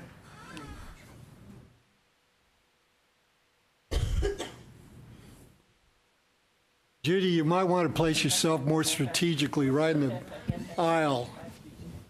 My name is Matthew Cass. I'm the Dean of the College of Education Midwestern, and we have the same problem of being able to place student teachers because many of the programs that we compete with, alternative certification programs, pay the cooperating teacher to take their students in the program. So we've done a very similar program at the University of North Texas. We have found $80,000 to help compensate cooperating teachers, which works out to about $400 each, which isn't much. There is an existing program for nursing and for peace officers in the state that has a Texas Administrative Code that gives a $500 tuition waiver. And what I've talked to my legislator about, Lanham Lyon, our state representative, is doing the same thing for cooperating teachers. If it's good for nursing, if it's good for peace officers, we could do that for cooperating teachers as well. And it provides a $500 tuition waiver either for themselves or for a close relative. And I've asked him about that, and he said that he's going to contact the coordinating board about creating the same pathway. And I think that's something that would help all preparation programs if we could do that. Yeah, the legislature has been pretty supportive of those kinds of waivers. The problem with the waivers is that the institutions have to bear the cost. And the waivers and the exemptions that we grant to thousands of students for various reasons, some better than others, totals in the over $100 million. So that's not always it's not a solution that many presidents would support. More than likely.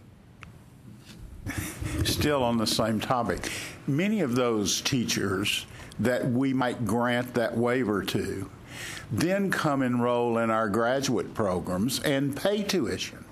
And so this is actually a tuition generating plan, not a free giveaway plan.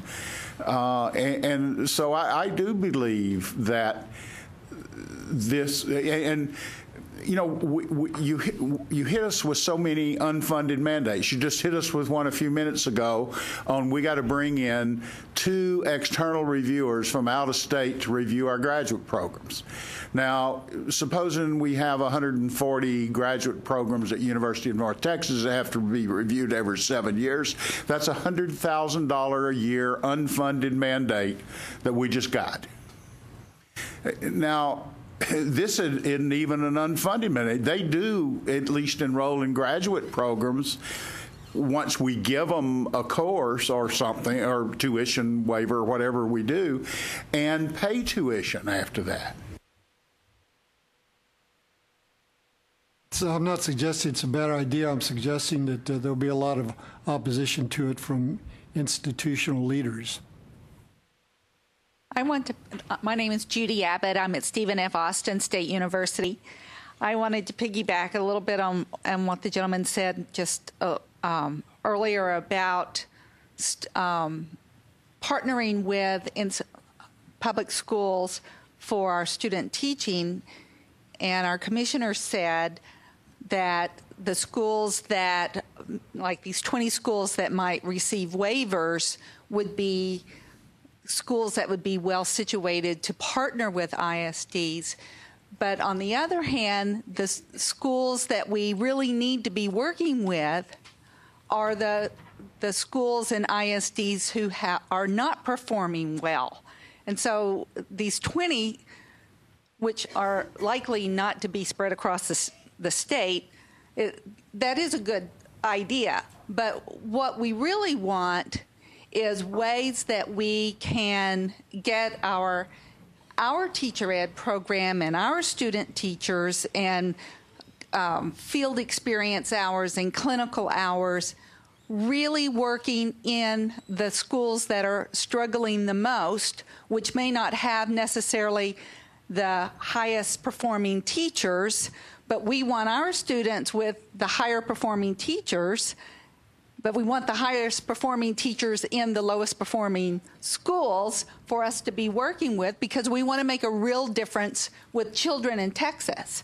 And we want to prepare our student teachers to think about the challenge of working in low-performing schools with challenging kids and how to begin to help them instead of avoiding trying to get jobs in those schools. Yeah, I think my first part of that answer was probably a little bit of experiential bias, knowing what I know is that chances are the year that teacher is first put into school, she's going to be he or she's going to wind up in the not so great school. So my aspirational goal is to do exactly what you're saying, is that is expose them to high quality teaching, whether it be in one of these really good school districts or whether it be in a struggling school district with a great teacher that's helping low performing kids really get ahead. So I think I had that same sentiment. I agree with you. It's just that how do you incentivize the schools to want to continue that behavior? And the system is what it is. There are plenty of ways to do that. The question is, what is the policy ramification and what is the pushback? I mean, and I'll just throw this out there, not as a serious policy, but just a what if. What if I said to a school district that was griping to me about, not doing as much on class size waivers, that, hey, if you'll take student teachers, I'll let you count them in the mix to lower your class sizes, so you can report that you've got more teachers and lower class size ratio than anybody else in your neighborhood. My experience tells me they'd go, cool. That's an incentive that I would really enjoy, and but is that going to be seen publicly as a falsehood, since they're not a completely certified teacher at that point? So those are the kinds of conversations we'd have to have around something like, how do we incentivize human behavior? You generally have carrots and sticks, and we favor carrots over sticks, although the stick we hold in reserve for exceptionally bad behavior. Other comments or questions?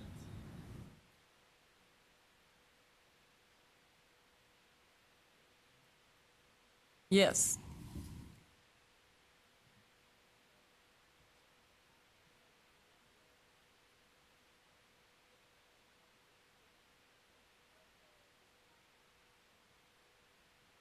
Title I schools.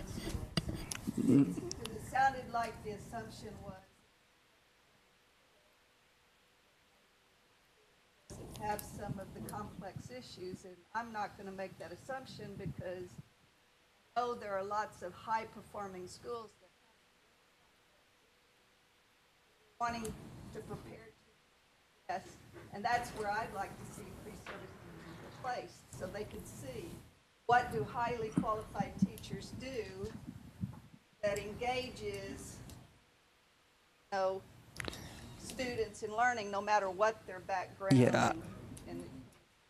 I don't think we can make any assumptions about what those districts are going to look like because we haven't set up the criteria yet. The idea was that the bottom line assumption was that districts that had the potential, regardless of where they come from, for really propelling students beyond what our current expectations are, that we needed to start working with them now because we think that's where the next generation of accountability is going to take us. Beyond the standardized test, what else is there?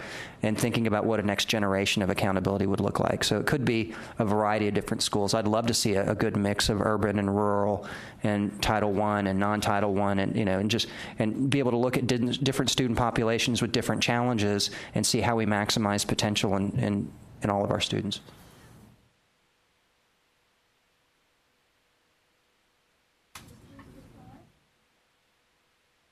Yeah, there will be a process of application, but it's got to be developed and it has to be reapproved by the next legislature. So this is not a process that begins this year.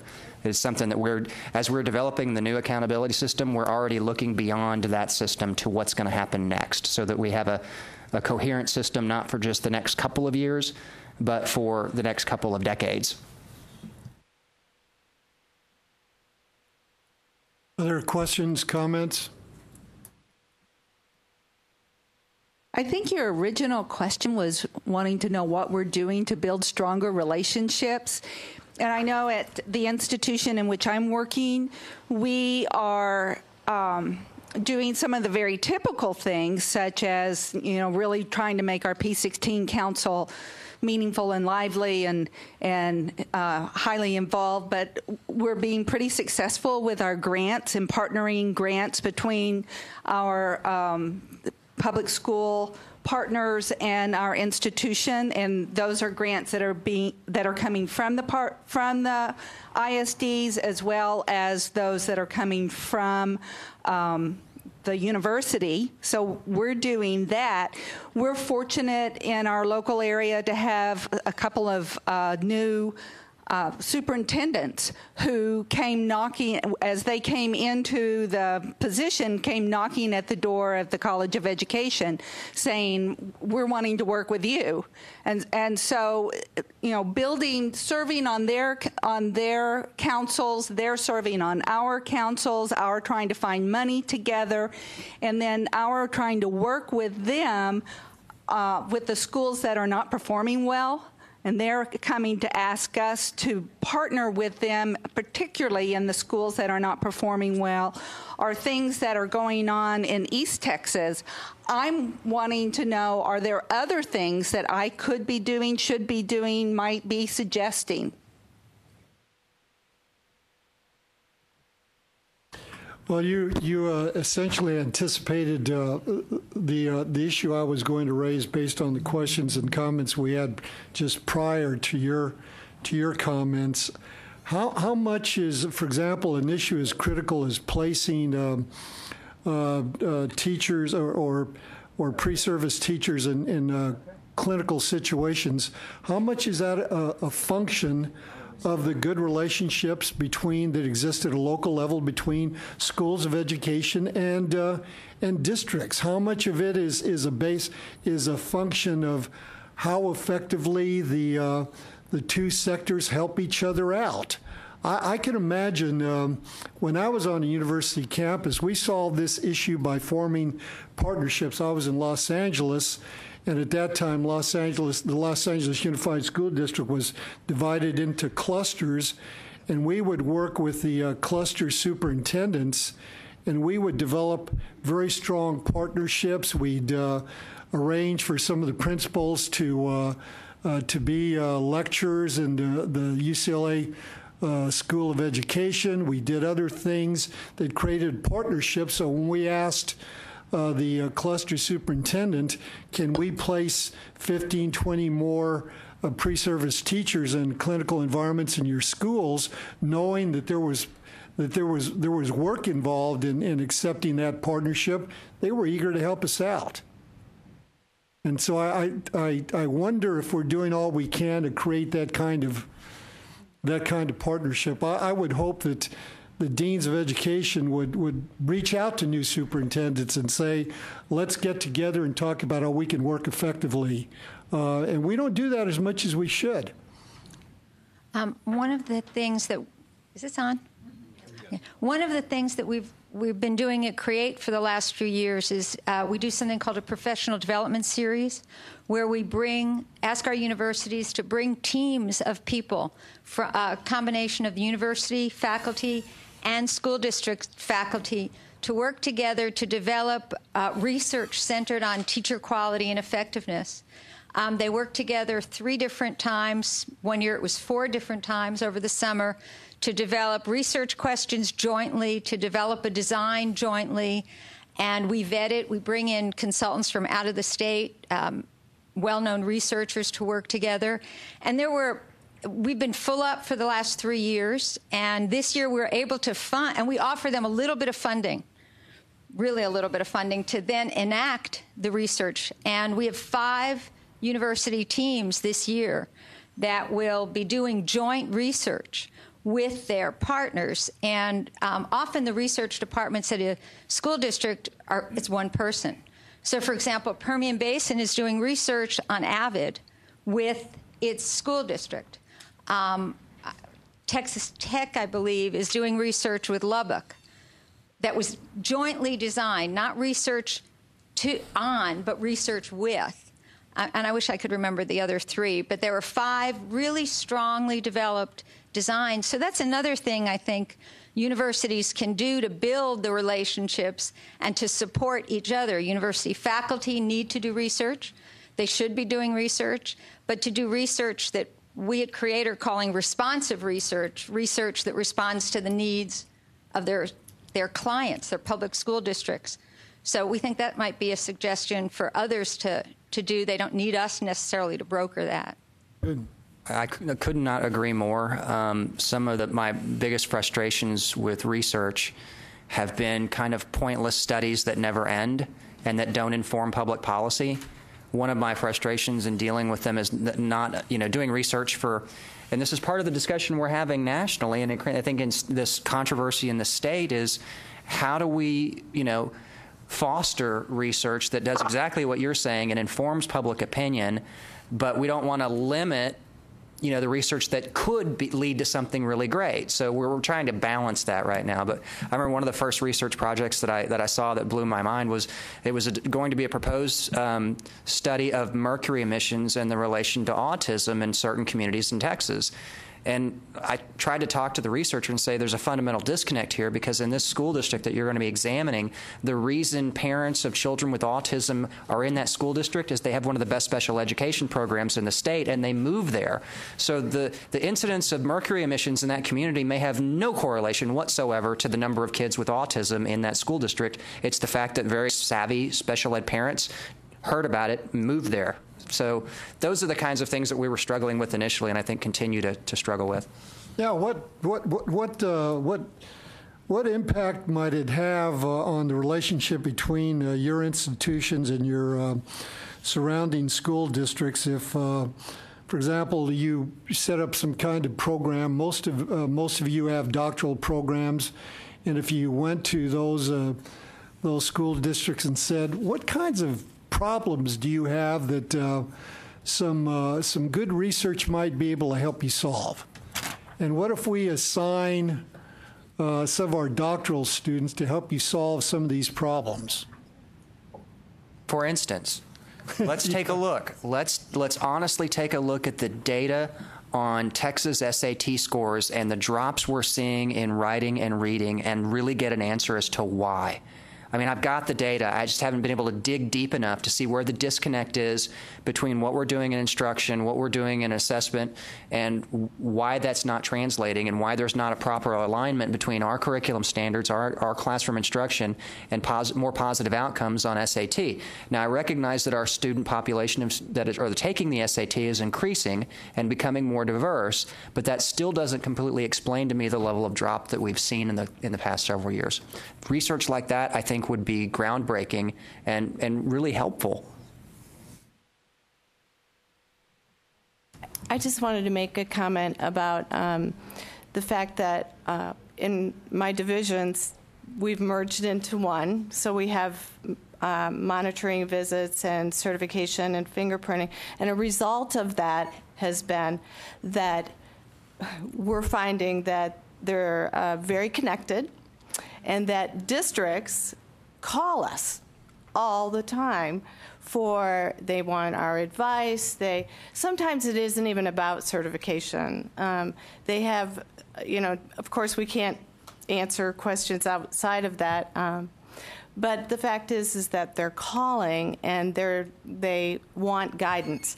So one of our goals in our one division now very clearly is the fact that we need to start making connections with districts and asking districts, what is it that you need from pre-service teachers and how can we help you? Because I think that districts are hesitant to have people come in and do field experience. I feel like if we talk to them and continue having these relationships and conversations with them, they will open the doors.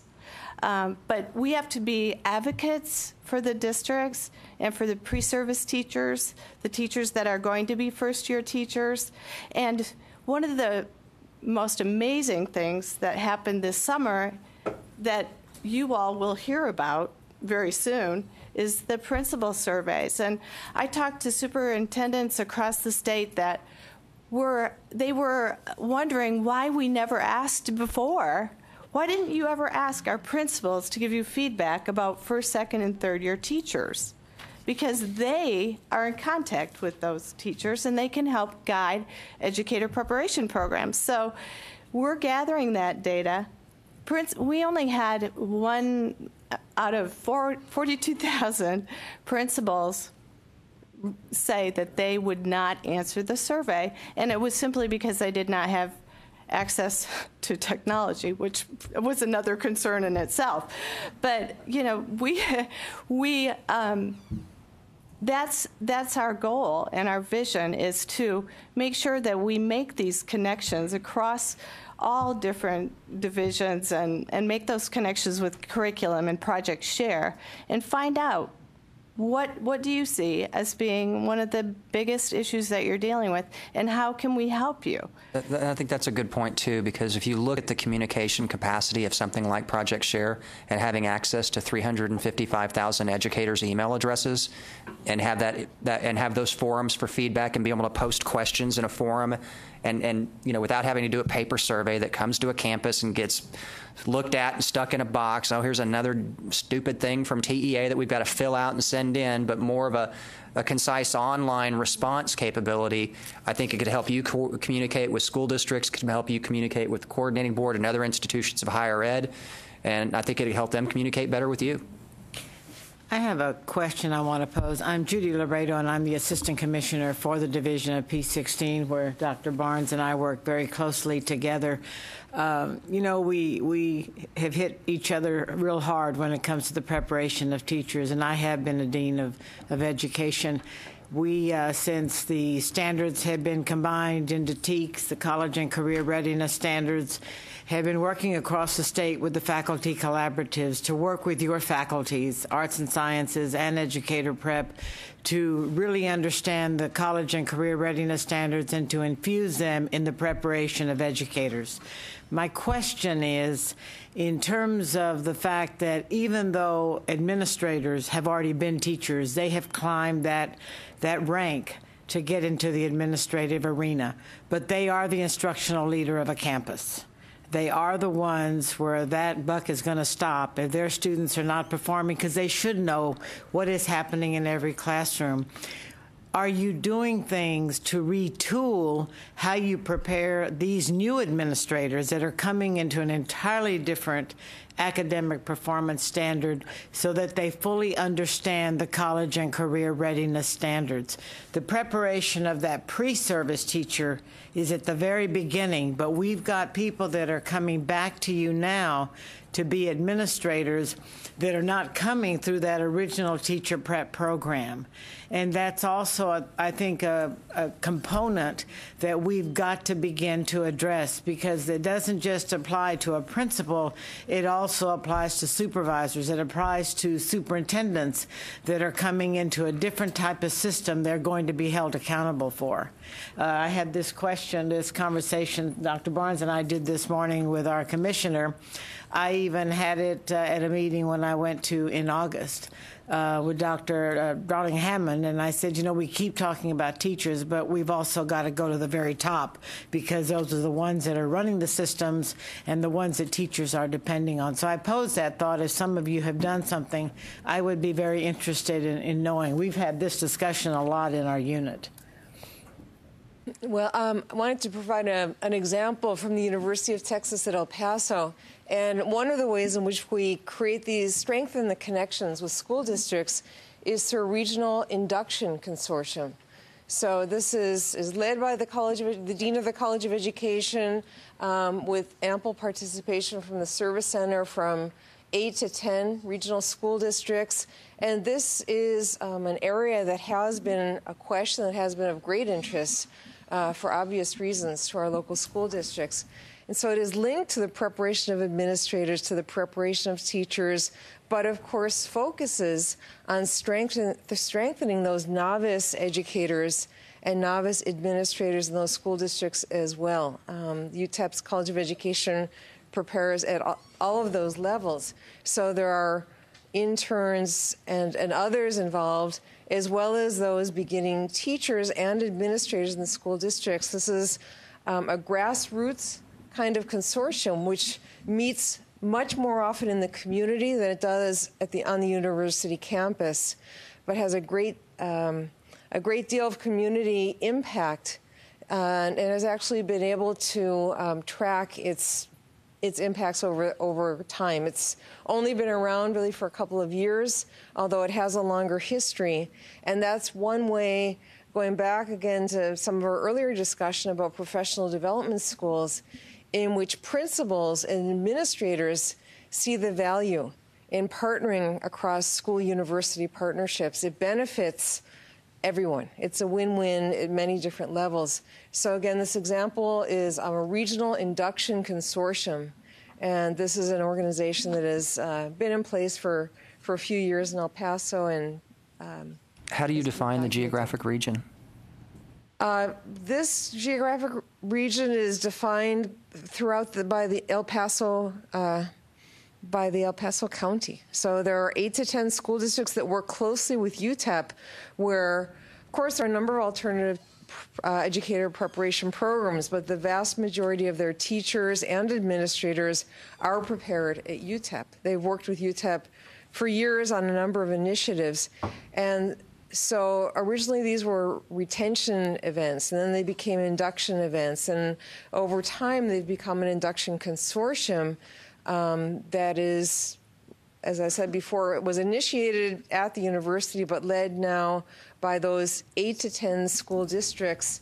The Regional Service Center are co-equal partners in convening the event, leading the event, and I think expanding it as well. I don't know if there's been any discussion about expanding it outside of the El Paso area, but certainly that might be an idea to consider. Well, I'm happy to hear you say that, because I'm very concerned about the public regional education service centers. They took as big a budget cut as TEA did, and so I've been worried about their future. And I think that more partnership with higher education.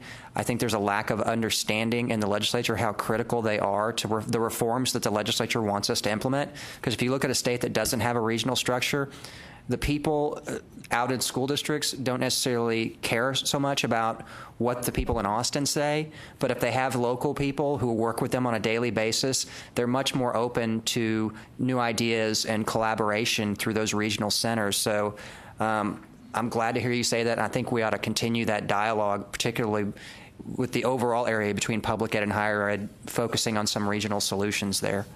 Well, great. And again, Dean Tinajero from the College of Education has worked with, as I said before, the superintendents of those 8 to 10 school districts. But the Regional Service Center has been a key player, certainly in this particular initiative as well as others. And we'd be happy to provide further information. Thank you. That's actually encouraging, because when you take a 40% reduction to the regional education service centers, I'm sitting here wondering if I can sustain all of them or whether I have to consolidate some. And so, I'd rather not, and I'm looking for ways that I can utilize them to show the legislature what value they really bring. I mean, everybody understands what the rurals bring because they're doing special ed co-ops and back office co-ops and those things, but they don't understand that having that regional structure allows us to move these education reforms much more quickly than just from Austin. I want to make a comment on low-producing STEM programs, in particular with reference to what Judy said a moment ago. I heard P16 for the first time in this building about 8 years ago, which is about how long I think we've been doing this. And I think a lot of institutions have been really successful, higher ed institutions have been really successful at going out and getting the grants and getting into the P16 situation, working with the teachers, working with the students. There's a huge amount of work that's in the pipeline to reverse this decades-long decline in STEM education in this country, particularly in the physical sciences and math. That said, we've got a very thorough, very well thought out, low-producing program policy that operates on a 5-year window.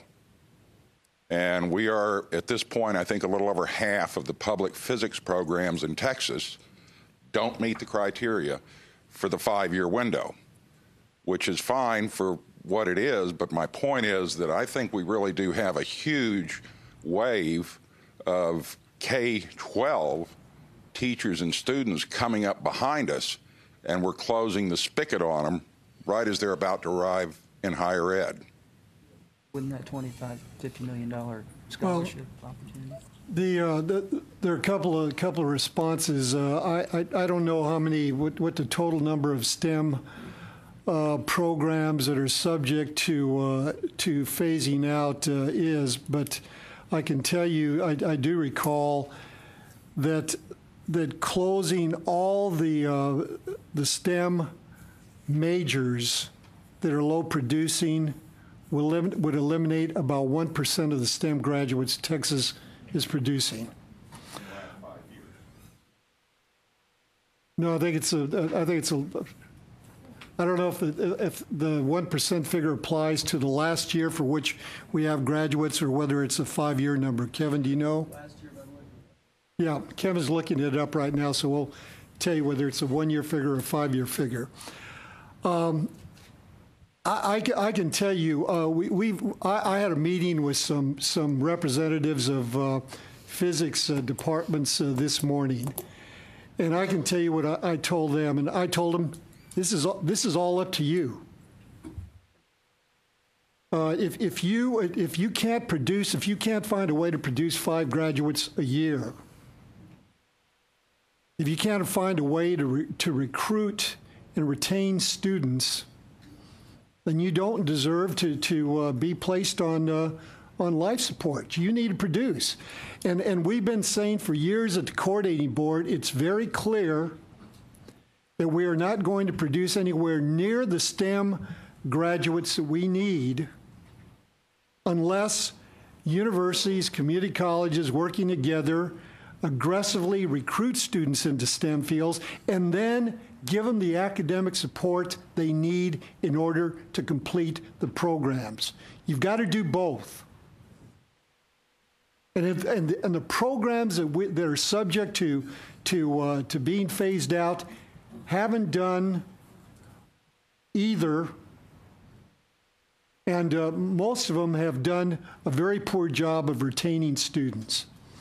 And the proposals that we received from those institutions that were denied a waiver produced programs for rehabilitating and revitalizing the programs that were perfunctory, in many cases weren't very well thought out.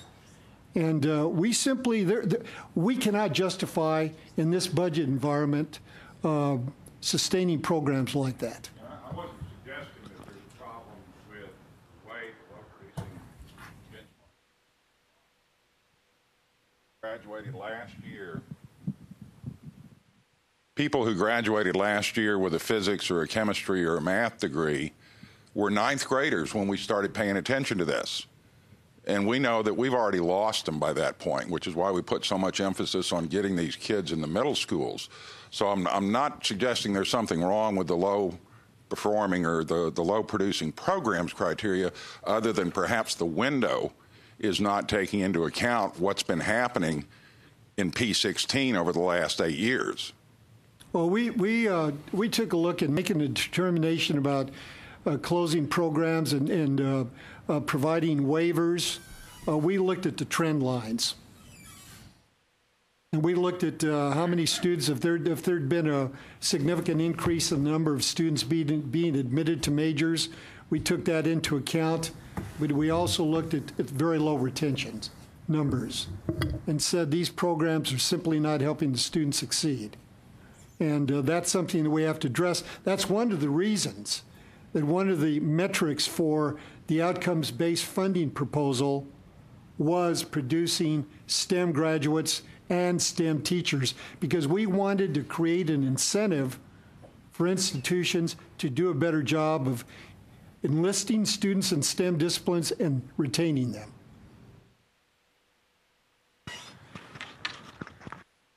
Joe Garcia from Texas A&M University, San Antonio. I wanted to share just a little bit about what we're doing with the school districts.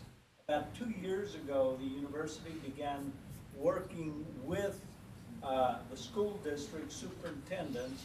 About 11 of them came together with the university faculty and administration and developed over 2 years what we're calling the Models for Success Initiative.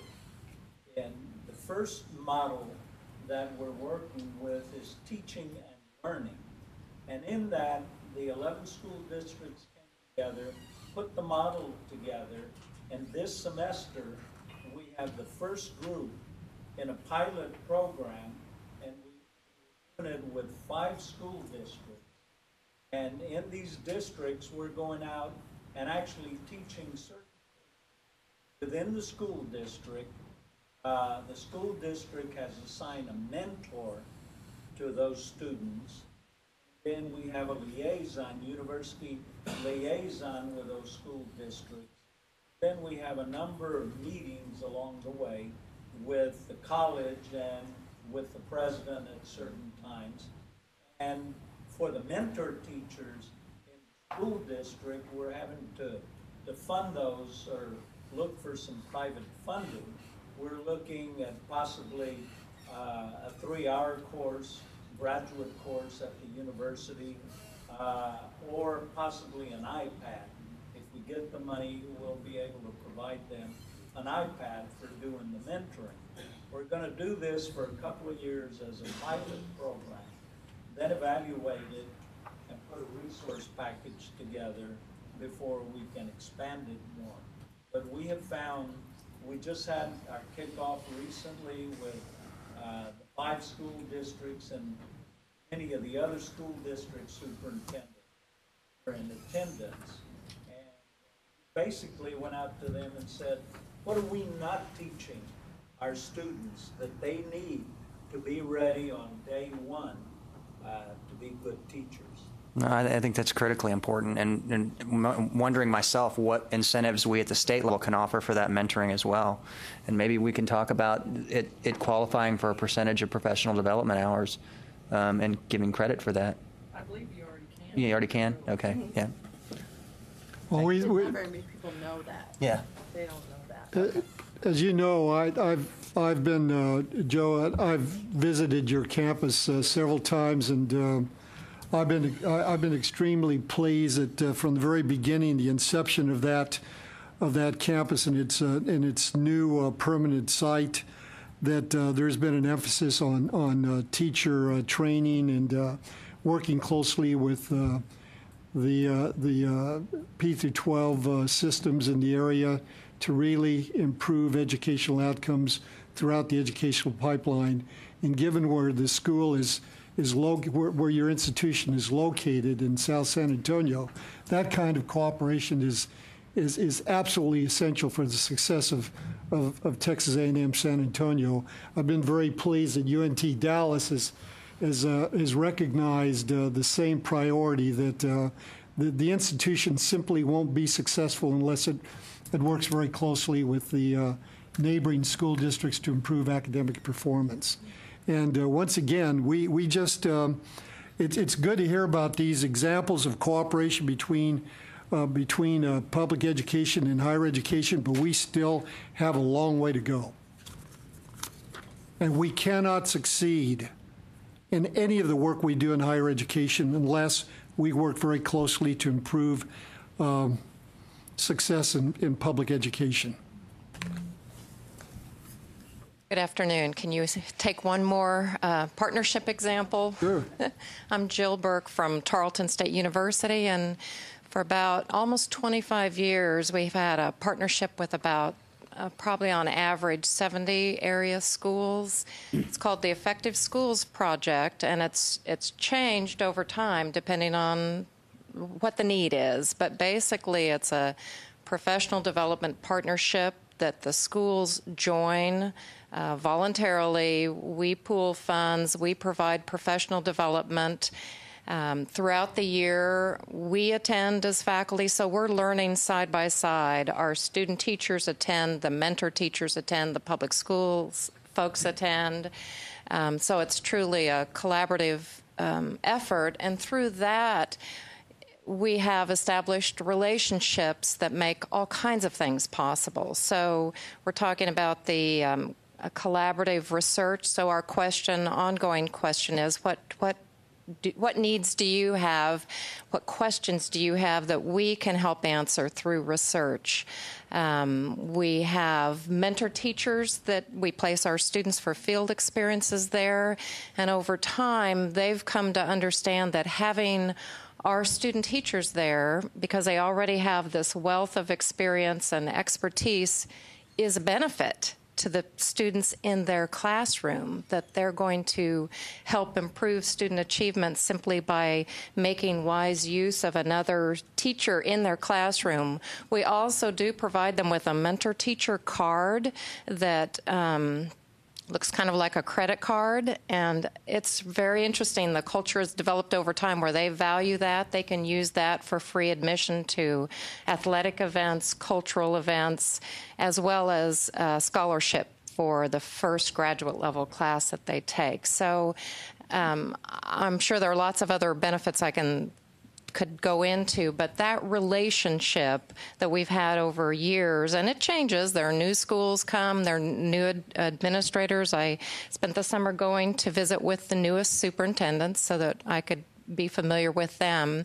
When we wanted to see how our teachers were doing, this was a number of years ago, how our Tarleton prepared teachers were doing in terms of impacting public school student achievement. We went to the schools and said, you know, you have the TAC scores, we don't.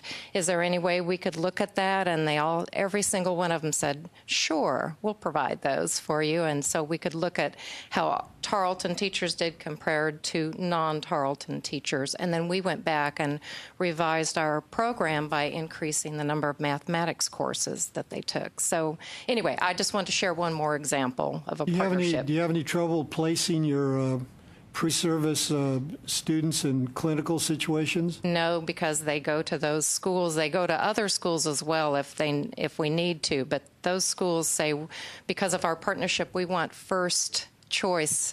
We want you to choose us first for your placement of your student teachers.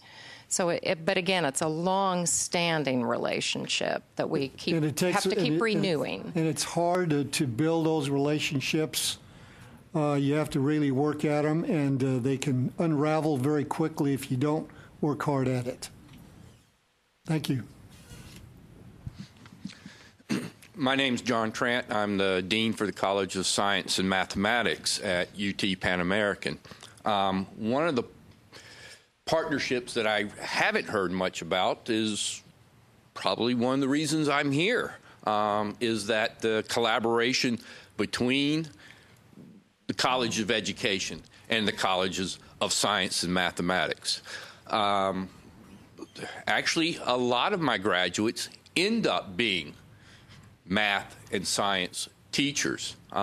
Yes, we have to The mantra in my school and my college is get them early, get them often. And that's how we get, our pipeline. But that pipeline extends back down. So we utilize a lot of our undergraduates to go with our mobile lab, go with our planetarium, and they actually do the teaching. I'm also working with Dr. Ochoa, the Dean of Education, to help these students get the pedagogy skills. So we're generating the students that have that content knowledge, and we're working with the College of Education so they get the pedagogical skills. So we agree the vertical integrated partnership is absolutely critical, but that horizontal partnership, I think, is equally critical, and I haven't heard as much conversation about that. Good point. Yes, sir. I'd like to second that. I'm Steve Seidman, Dean of Science and Engineering at Texas State. Next to me is Stan Carpenter, Dean of Education, and that's the way we've been working. We work very closely together. So we have emphases in math education, and we work closely with the College of Education in that, and also we're working hard on science education. We're doing just that, and I agree, it's a wonderful thing to do. Well, I opened our discussion with that anecdote about an institution in Texas where the Dean of Education was pointing out that they were having difficulty at that institution preparing teachers effectively to work in schools with large Latino enrollments. And as I mentioned to the dean, there was a strong Mexican-American Studies program on that campus, and there was very little contact between the faculty in that program and the faculty in the School of Education, which of course made no sense, but it wasn't surprising to me either. So more of that's going on than you might think. We have Teach North Texas, which is part of the UTeach program, which is an ongoing relationship between arts and sciences and the College of Education preparing science and math teachers. And there are a number of other institutions around the state that do those things too. I think sometimes we assume because you haven't heard something that nothing is happening, and that's not true. Yeah. Other questions or comments? I don't want to keep us here artificially until 4 o'clock. If we've, There's one yes, more. sir. I've got about decisions regarding the 8-12 social studies program and the future of that program. Yeah. According to No Child Left Behind, we will have to separate the content areas for the social studies, a certification exam. I think that's what you're referring to. We actually applied for a waiver from the Department of Education over a period of 4 years, and we were granted that until the new Texas Essential Knowledge and Skills came out for social studies and the college readiness as well. So we have to, unless there's a waiver that's going to come out tomorrow. Never know what they're going to come up with know. tomorrow. Well, I mean, you think about it. If they're willing to waive all of highly qualified, then this problem is potentially solved. It really could be, and that would save quite a bit of reorganization at the university level. We've been trying to get the word out. Actually, for 4 years, we've been talking about it because I know that universities have catalogs that they have to contribute to, and this is a huge shift if we have to actually do the different subject areas within that. The bargain here for us in asking for a waiver is going to go something like this. Will you, if you would like to get rid of highly qualified and have more flexibility locally, or you'd like to get out of adequate yearly progress and not have all your districts sanctioned and have to do school choice and all these bad things that they're going to have to do for being low performing, will you adopt a national curriculum standard? Will you adopt an evaluation system that uses a high percentage of your teacher's evaluation based on a standardized test? And I think fundamentally, when I've spoken to the Secretary, will I allow the U.S. Department of Education to come in and dictate the minutia of the policy on a daily basis in my agency? that's the bargain I have to strike. My indication, my first gut reaction is, heck no, I don't want to let the department come in and micromanage everything. But I still am interested in the flexibility, so that's what we're going to have to weigh as we look at what they roll out tomorrow. And just FYI, we have not even started developing the examination yet. We're waiting for more direction. All right, looks like. Any other final questions or comments? We will, if any of you would like to send me information about effective practices that you've either implemented at your campuses or have been in place for a while, if you want to send me information about those, email them to me. We'll put them up on our website so that others can look at the information and perhaps emulate it. But clearly, working with K through 12, it takes. I spent a lot of time doing this when I was on a university campus. It is a lot of work. The cultures of the two sectors are so different that it's hard to find common ground. And then because there's so much suspicion between the two sectors, things come unraveled very quickly. But once you get a common level of understanding, and once you develop a level of trust and cooperation, collaboration, it becomes absolutely indispensable to providing effective educational experiences to young people. And after all, that's what we're all concerned about. Anyway, thank you very much for your attendance, and I hope you found the afternoon beneficial. Thank you. Thank you all.